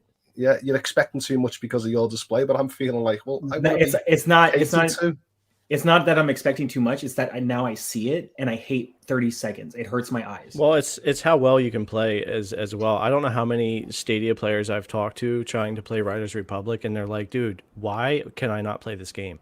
And they tried it elsewhere at 60 FPS or higher, and they were like, I'm freaking winning races. And I'm like, this is what I tried to tell you. 30 FPS in the cloud will affect your gameplay. Like, it's not just feeling sick or not running right. It will affect your gameplay and ability to do well. Yeah. Now, the other point I wanted to make really quick, Go ahead. is despite saying that I still love the platform very much, but that needs to be understood. There are a subsect of people where certain things are going to turn them away from the service because we all react differently to different things. Now, going on from that, Roberto Fanti did say something. This is going off of all of us kind of giving low scores or our gripes about the 2-year anniversary. He did make a point. I think this has been the better year for Stadia, not only for new games, but especially for the new app on Smart TV and all new exclusive features, in-games, demo, and free trials that nobody is doing. He does have a point with that. Yeah. So my thing is this, and I was going to kind of say this, so when he wrote that, it supported it. Stadia has done a lot of great updates and brought a lot of great features, especially recently with direct streaming, 4K 60. Like, are you kidding me? Yeah. That is actually amazing. And it shouldn't be overshadowed by other platforms doing amazing things on their own, like xCloud bringing Forza and Halo, and then you have GFN with the 3080 tier. Stadia really did push some big waves with what they did in their features. Right. However, on the flip side of that, I will say this, that yes, they're bringing all these features, and that's great. And so it reminds me that Stadia is not dead or it's going to die anytime soon because they're bringing these features and hopefully they pay off. But beyond that, on the flip side of it, at the same time, what is leadership doing so that more people take the brand and the platform seriously? Those are two different things. The features are great and that's cool and all, but how do we get those features to more people? How do we game pass this? You know what I'm saying? That's the problem. So content and performance. That's how you do it. Content and performance. Yeah. To Dusty's comment about the screen, like they reinforce, so like their marketing at GDC in 2019 was, play the games you want on the screens you already own. Mm-hmm. Like they pushed that hard for several months, and they did it again yesterday for the anniversary. You can't push that and then offer games where you can't take advantage of the screens that you own. So like you can't market that. Yeah. Can I say something?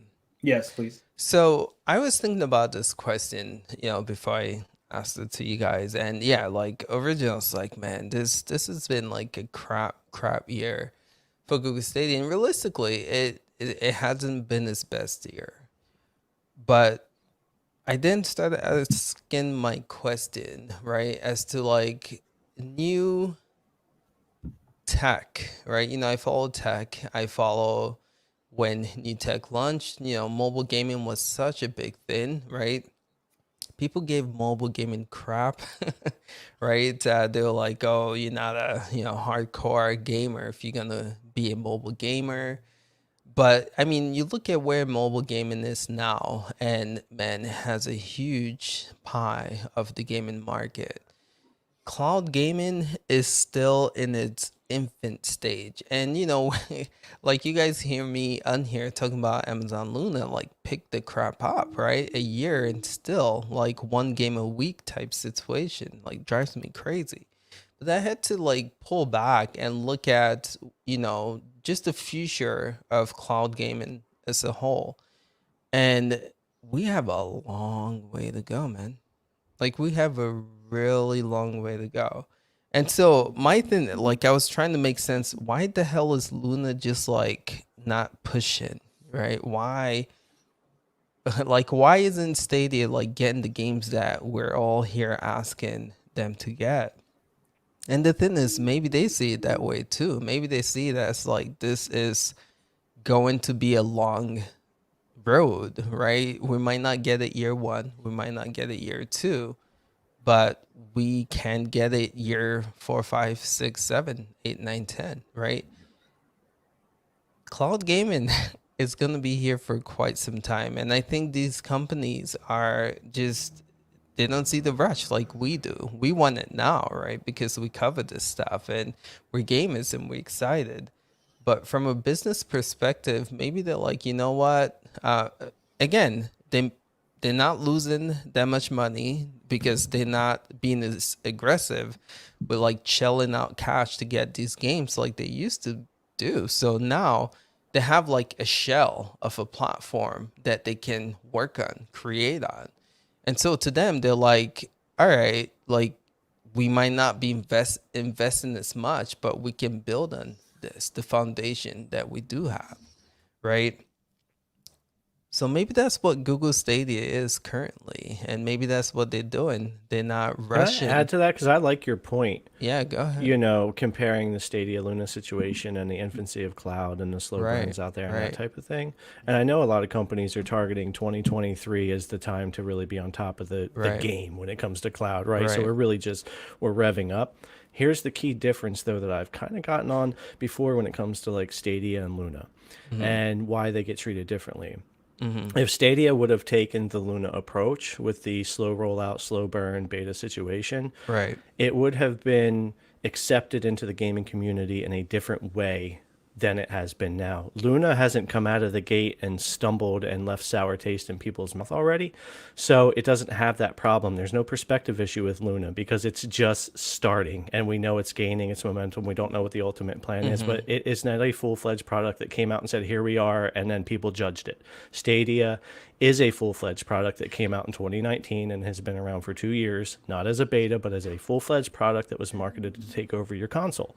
So the taste there in gamers' mouths is completely different. So Stadia is not in the exact same place of like, let's just hover and build now. The perception's already out there. That's the biggest part. And again, that goes back to Phil. Like, he threw the gloves off at GDC in 2019 and said, hey, look, we're gonna destroy Xbox and PlayStation. So what happens? They fight back. It doesn't mean Stadia can't turn around, right? And Google, that's not what I'm just saying. They are in a totally different place than someone like Luna, who there's almost no perception, versus Stadia, who has a huge perception. Agreed. And like they do have work to be done. But I think, people are still, even Stadia, they're still trying to figure out like what cloud gaming is and what that should look like. And like I've said in this podcast, cloud gaming should not rival console gaming. Cloud, if I was like someone really trying to get into it, I would try to like create my own segment. Mobile had to do it, right? Mobile didn't say we going after console gamers, right? They created their own niche, their own market. Cloud has to do the same, right? But I agree with you, Ben. That's the mistake that Phil made at GDC. And there's like reports when people were leaving as to just him really pushing things that wasn't like Google. So I agree. Maybe Phil is the one to blame, but I honestly think Stadia can make it bounce back, guys. Like I really think it's too early to. They've made some mistakes. Don't get me wrong, but to declare a winner in cloud gaming, we're nowhere near. We're nowhere near that, and they have a lot of time to clean things up. And like so something big could happen in 3 years from now. I agree. So realistically speaking, this was the fumble year. They really like shut down, the no communication, did not get games. But I'm hoping with the shift that occurred, that is for a reason. And my thing is, please, next year, just pick things back up, and the following year, the same. But yeah, I would grade this year a C, just realistically speaking. Last year, end of last year, I graded them a B. But they did drop the ball, but there's still room, there's still time for them to really clean this platform up, man, and make it something great. It's my take on it, I guess with what I was saying earlier about the features versus, the back end of things, it's like, it's not about what you say, but how you say it. The features are great and all, but how do you really push all of that out there to the community and beyond the community? And that's what needs to improve. What Stadia needs to be in the face more. It needs to be more prevalent. In other words. Yeah. All right, so let's cover actuals and Stadia. I think we got everyone's grades, right? Or are we missing anyone's? No, I'm kidding. Okay. All right, so let's cover the news, because they did give us some news. So let me pull it up here. We got some games coming to this platform.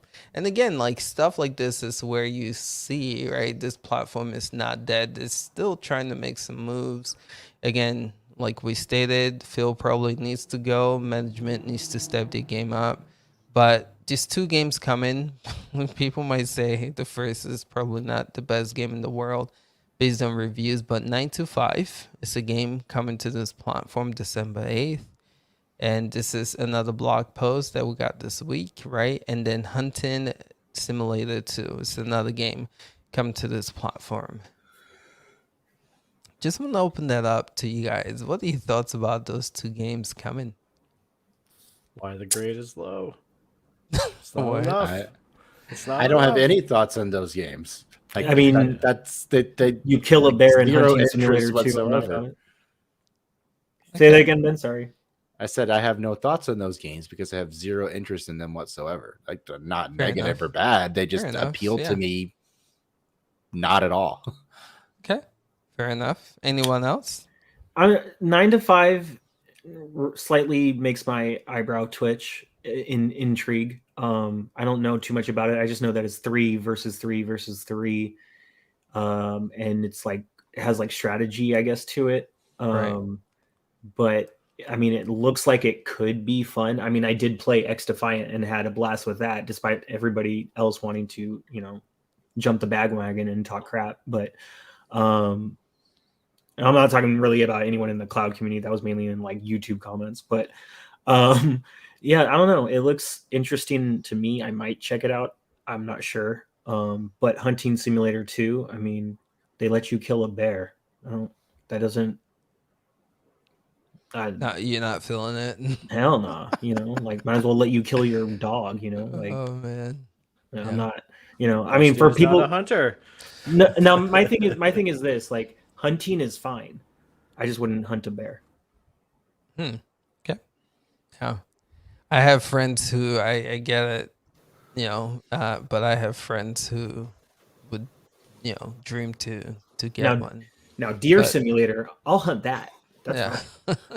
See, I'm on them gamers that I wouldn't hurt an animal in the game. I'm too kind. I wouldn't like to hurt a game, but I'm that sadistic person that I admit that I'll shoot humans in the face and laugh. So the point is, I'm not against animal cruelty. I'm not against human cruelty. Wait, what did you just say? I'm just trying to say I'm that strange. I'm that strange gamer who actually said I don't like hurting animals when I'm playing games or in life, but then I'll actually play games and go, poof, I'll shoot a human. Okay. GTA 5. Okay. Yeah, you know what I mean? So I'll run around playing a game, shooting people, but when it comes to hunting, I'm like, oh, that's where I draw the line. So the only time I made that exception was Red RDR2, because you have to hunt a bear as like one of the quests, so, or like fines or whatever.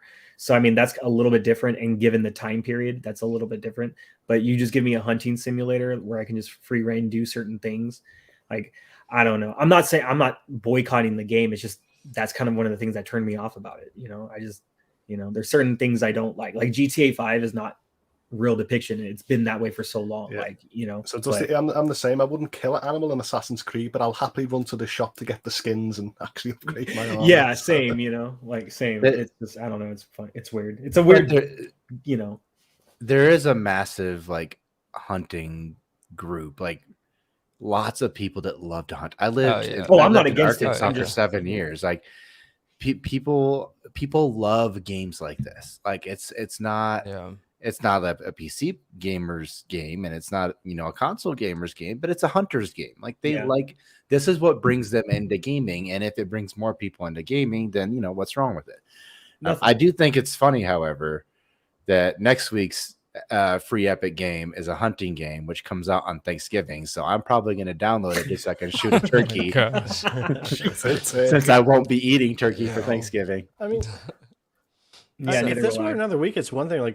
Was anybody I guess we weren't expecting it, but I mean, just to say it, weren't you expecting something else during the 2-year week for a blog for the two games? Yes, this was really disappointing to me during the 2-week anniversary week that this was the two. Just throw. I wish they would have just had one surprise bigger game in there. For us, that's all. It would have been nice. So let me share. Week for the anniversary. I agree. They could have announced the good sales that they've got, because Cyberpunk has a good sale. There's nothing in there. Resident Evil Village has a great sale going on Stadia. And they didn't even talk about those. I think it was a tweet, and that's it. And I'm pretty sure in their blog posts. Yeah, Stadia right now. They're still going Premier editions away, aren't they? They are.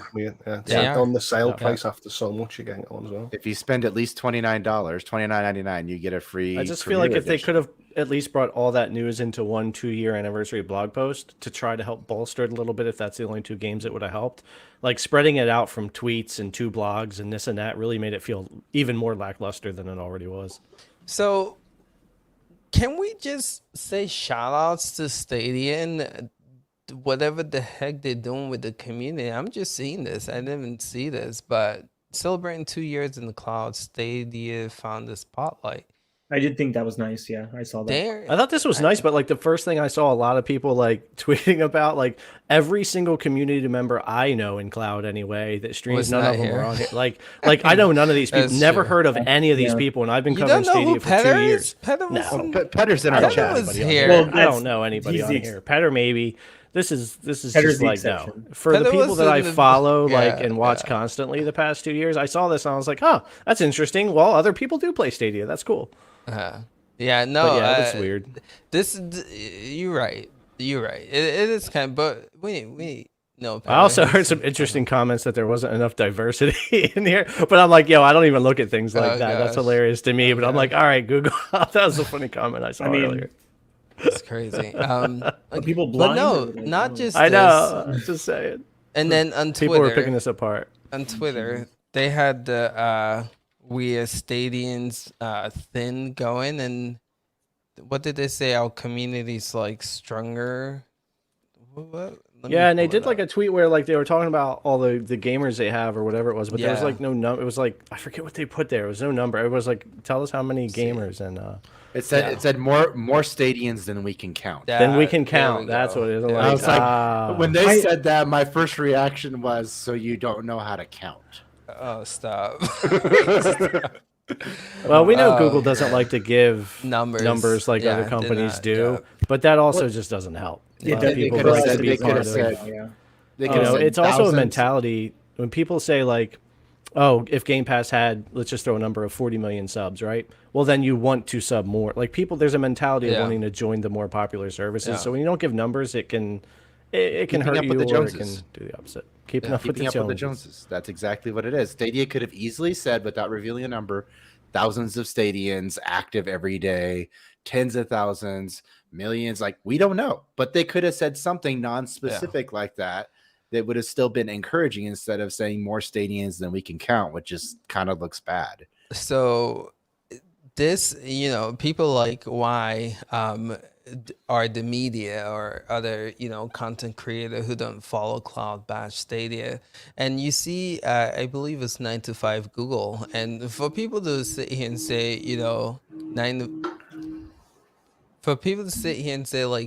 9 to 5 Google done like Stadia is absolutely ridiculous because they cover everything they can find about Stadia. And I think they're real, and some people sometimes don't like that. But if you read their Stadia 2-year anniversary review, they even pointed it out. Like, what are the numbers? Why isn't Google Stadia coming out with the true numbers? And talk about like building a trust or having people speak highly. That's important. People want to, and it makes you look suspect if you're not comfortable revealing your numbers while everyone else, your competitors, are. So again, that's just something that's not a good look. There is someone in that leadership that is lacking the confidence that Stadia needs to just be out there as itself. There's so many of us in this community that could really run this ship in the right direction, because we have great ideas of what Stadia could do right off the bat right now, and then what they can do as a roadmap over time. So just takes me back to the Phil thing. You feel then it's more they don't know what to do, so they need someone else to tell them, or do you feel it's more they won't? Because I always feel like it's more they won't. They definitely have the money and intelligence. To honestly answer that, it's a mix of things for me. I would say one would be they don't know what to do. Two, they don't have the confidence, like they don't fully believe in it. Like they kind of know, but they just aren't pulling this trigger that we want them to pull. Or three, they have bad leadership. And that is causing everyone to have lack of confidence in the brand the way they should have right now. Right. So if you know anything about Phil Harrison, you know that he wants to be in control. I mean, you read reports about his leadership in Sony and Xbox. He wants to be in control.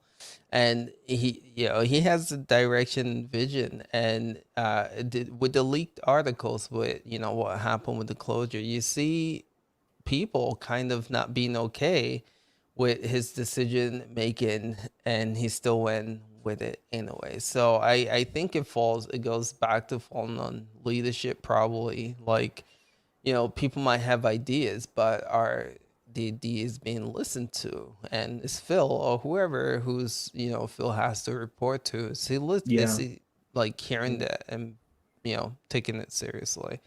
Well, anyway. it's not just the leadership, because, and I know people are going to get mad at me for saying that. Whatever, you can get mad at me, but the community managers, and not one in particular, just all of them, they don't like criticism. They reinforce the positive comments and behaviors. But even if you say things negatively in the nicest way, they either completely ignore it or block you. Like they have no tolerance for anything remotely improving Stadia. And they won't talk to me. Like they've ignored me on multiple occasions and then eventually blocked me. Hold on. So if you're saying that, then where do they fall in, like, we talked about management, right?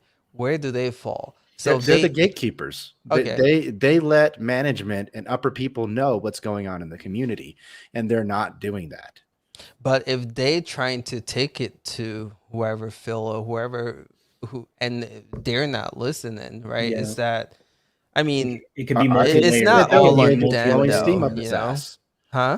I said, are they taking it, or are they just blowing steam up his ass? We don't know, because they won't listen to the negatives. They only want the positives. But that's the thing, just because they might not only want to show him the positives. But that's the thing, just because they might not be listening, say, to you or somebody else on your end, you don't know what they're relaying back to them. Right. None of us actually know that. But at the same time, in defense, the appearances for what you both are saying, pretty much this is very multi-layered. There can be a disconnect between lower management to upper management to leadership, and that disconnect needs to stop. Like, I feel like Phil Spencer is leadership, management, lower. No, I'm making a point. That's why I said Spencer. Okay. I feel like he is leadership, middle tier, lower tier. He is all tiers. I don't know. Something about him just makes me feel like he interacts with all tiers because he needs to right this ship in the right direction. Do you know why? Because he knows what he's doing. He loves gaming. Because he's a micromanager. He loves gaming. Phil Spencer. Never mind. Yep. He will go on little podcasts for little channels that have like small numbers. Like, you'll see Phil Spencer everywhere. And I'll just say, not all Phils are created equal.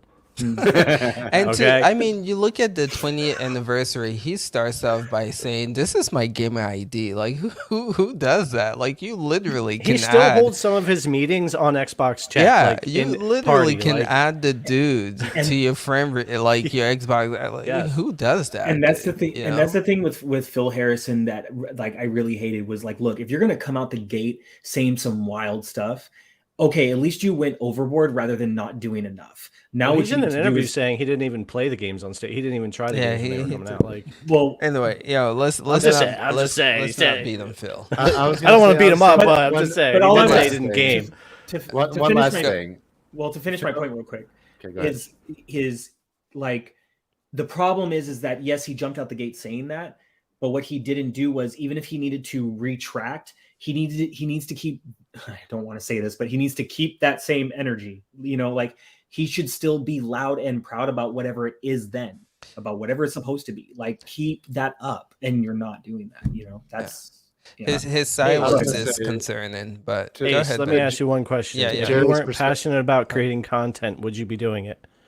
Who, me? Oh yeah. No, Ace. Oh. If Oh, you yeah. weren't, if you were not, if you hated creating content, you Oh, didn't if like I anything hate- about YouTube, would you sit there and create content? No.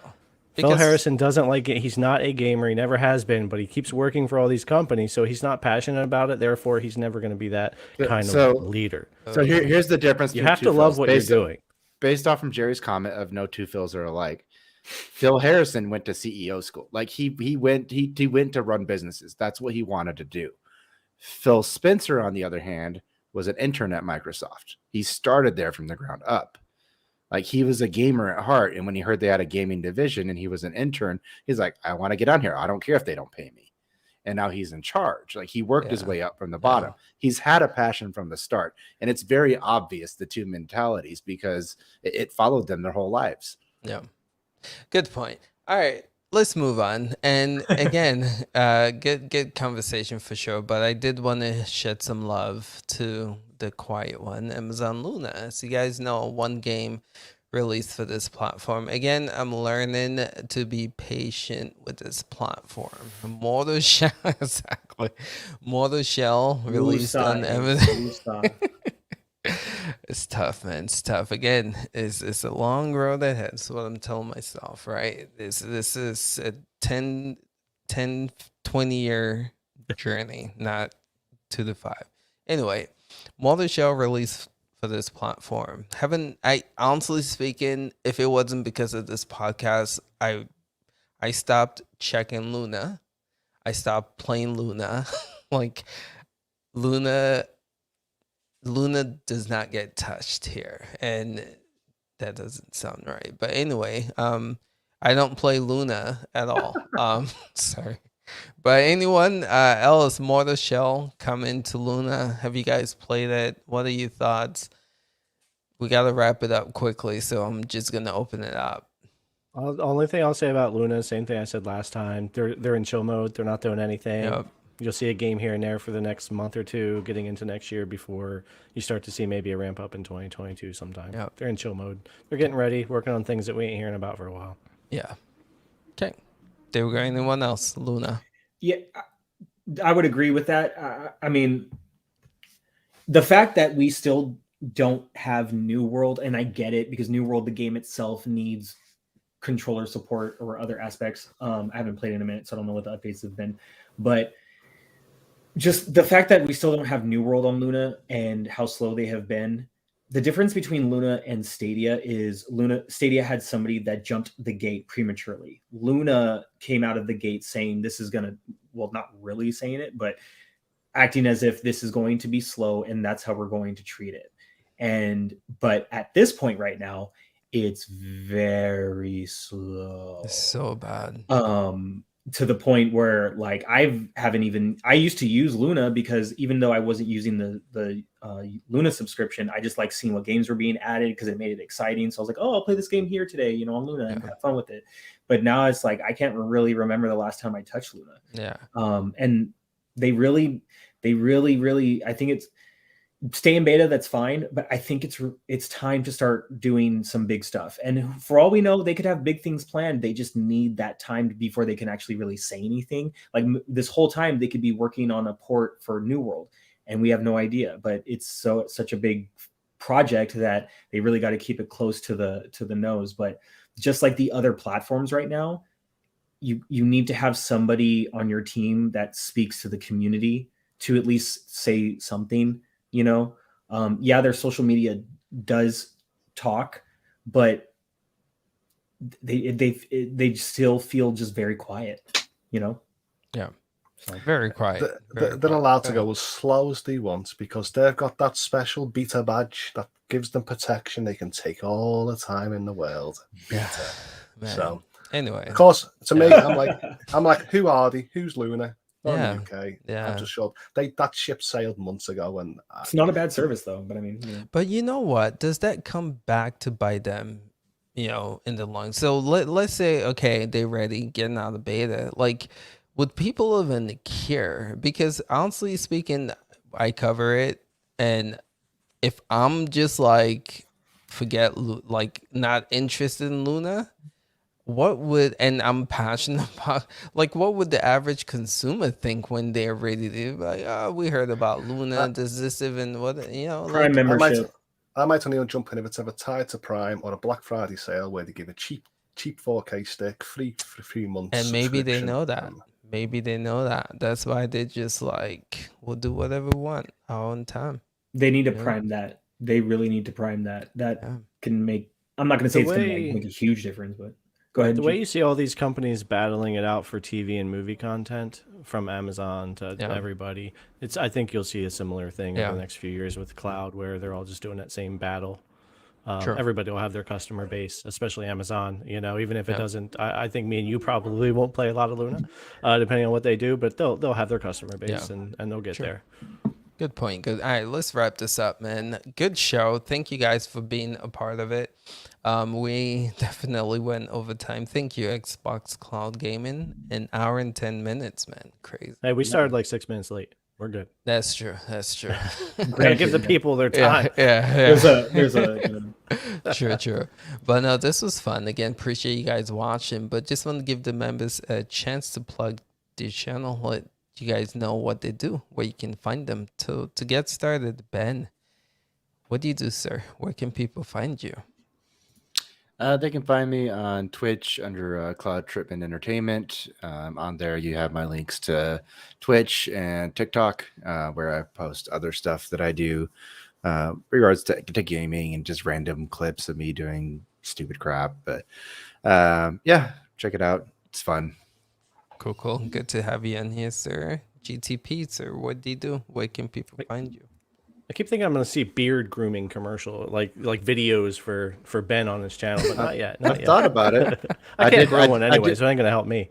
I did a pipe smoking session the other day, teaching people about that collectibles and pipes and how to smoke. That's what made me think of it. I was like, pipes and beard, man, got it covered.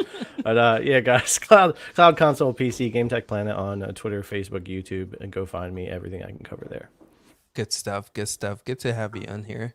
GTP. How about you, Holtz? What do you do? Where can people find you? So you can see me on my personal account at Holtz86 on Twitter. I've just got my full rigged avatar done, so I'm going to have to learn some software and maybe get a cheap OBS year subscription, and then I'm loading up Cloud Gaming Club. I don't know where I'm going to go, Facebook, Twitch, whatever, but anywhere that's got like a good VTuber, anime, and cloud gaming portfolio, so that I might go wherever the wind blows. That's awesome. This is a market. That's a niche market, but I think you'll be the only one doing it, so you'll have something very unique. It'll just be me and my niche games. Love it. We've all said you need to start one, so it's good that it's happening. Dusty, man, it's good having you back on here, man, for sure. This was a lot of fun, but let the people know what you do and where they can find you. It was great being back. Thank you for having me. Sure. Anytime, let me know. I'd love to be here, especially with these guys. Just want to say that really quick. I really respect everyone on this panel and to the others that aren't here right now as well. If you guys want to find me, you can look me up on Twitter, Dusty Fredericks, Fredericks is spelled Fredrix, not ICKS. Didn't you change it? Didn't you change it to the Dusty one? Not on Twitter. Oh, I don't think so. well, I thought you said Twitch. So yeah, so Twitter and Instagram is Dusty Fredericks. Like I said, Fredrix, and then on Twitch and Trovo, you can find me at the Dusty One. It's the number one, and then the is THA. Sorry for the spelling. On YouTube, I am just Dusty now, no last name. But more than any of that, what I would really love for everybody to do is please subscribe to my brand new project called Nightcrawlers Podcast. I am the host along with Ben and a few others. GTP has been on the show. I'm looking forward to getting even more people on future episodes. Episode 3 drops tomorrow. It was supposed to be this Wednesday, but I postponed it to Sunday. I'm still looking to fill the panel. So if anybody would like to be a part of tomorrow's episode, please hit me up in my DMs on Discord or Twitter, Instagram. And yeah, more than anything, please show that channel some love. Let the people know what the show is about. So Nightcrawlers Podcast is pretty much surrounding the world of cloud gaming, but all of gaming in general. So we don't just talk cloud gaming, but we talk PC gaming, console gaming, and if it's relevant, even mobile gaming. On top of that, Nightcrawlers is pretty much a collection of us in the community that don't know how to go to sleep, that are always up late at night, either gaming, creating, posting something new online, getting our work done. So to all of the night crawlers out there, I'm up with you, up all night, getting stuff done, and let's take some time and talk some games together. The best way that Dusty and I have talked about it is it's an inclusive gaming podcast. Like we don't limit it to just one platform or one console or PC. Like it's anything that's fun, that holds our attention, that's in gaming. Like we're gonna have fun and talk about it. That's probably sorry to harp on it so much, but that's been my biggest gripe is when you go to a YouTube channel and they say that they're about all gamers, and then when it comes to a certain subsection of gamers, then they make jokes or they laugh or they think like, who plays this, who plays that, who plays on that platform. I don't think that's funny. I think that's wrong. If we're supposed to say we're not about platform tribalism and being a console fanboy, then let's stop excluding a certain subset of gamers. We're all gamers. So if you're a gamer and you're up late, come hang out with us. Let's just have a good time and talk. And, at the end of the day, play on, player. Let's stop with the hate. I don't understand it. It's a waste of energy and time. Let's just love what we do and let live. That's all. True. Good stuff, my dude. Again, good to have you on the panel. Again, link will be in the description. You guys can check all these guys out. We're just going to continue doing our regular here, CGX, so just stay tuned for that. Appreciate you guys. We'll catch you guys in the next one. Next Saturday, we'll be on here again. And we're working on getting some devs. Don't know if I can share too much on that, but you guys will be seeing some high-profile guests on here pretty soon. So good stuff overall. Yeah. All right, fellas. Thanks for watching. We'll catch you guys in the next one. Until next time. Peace out, y'all.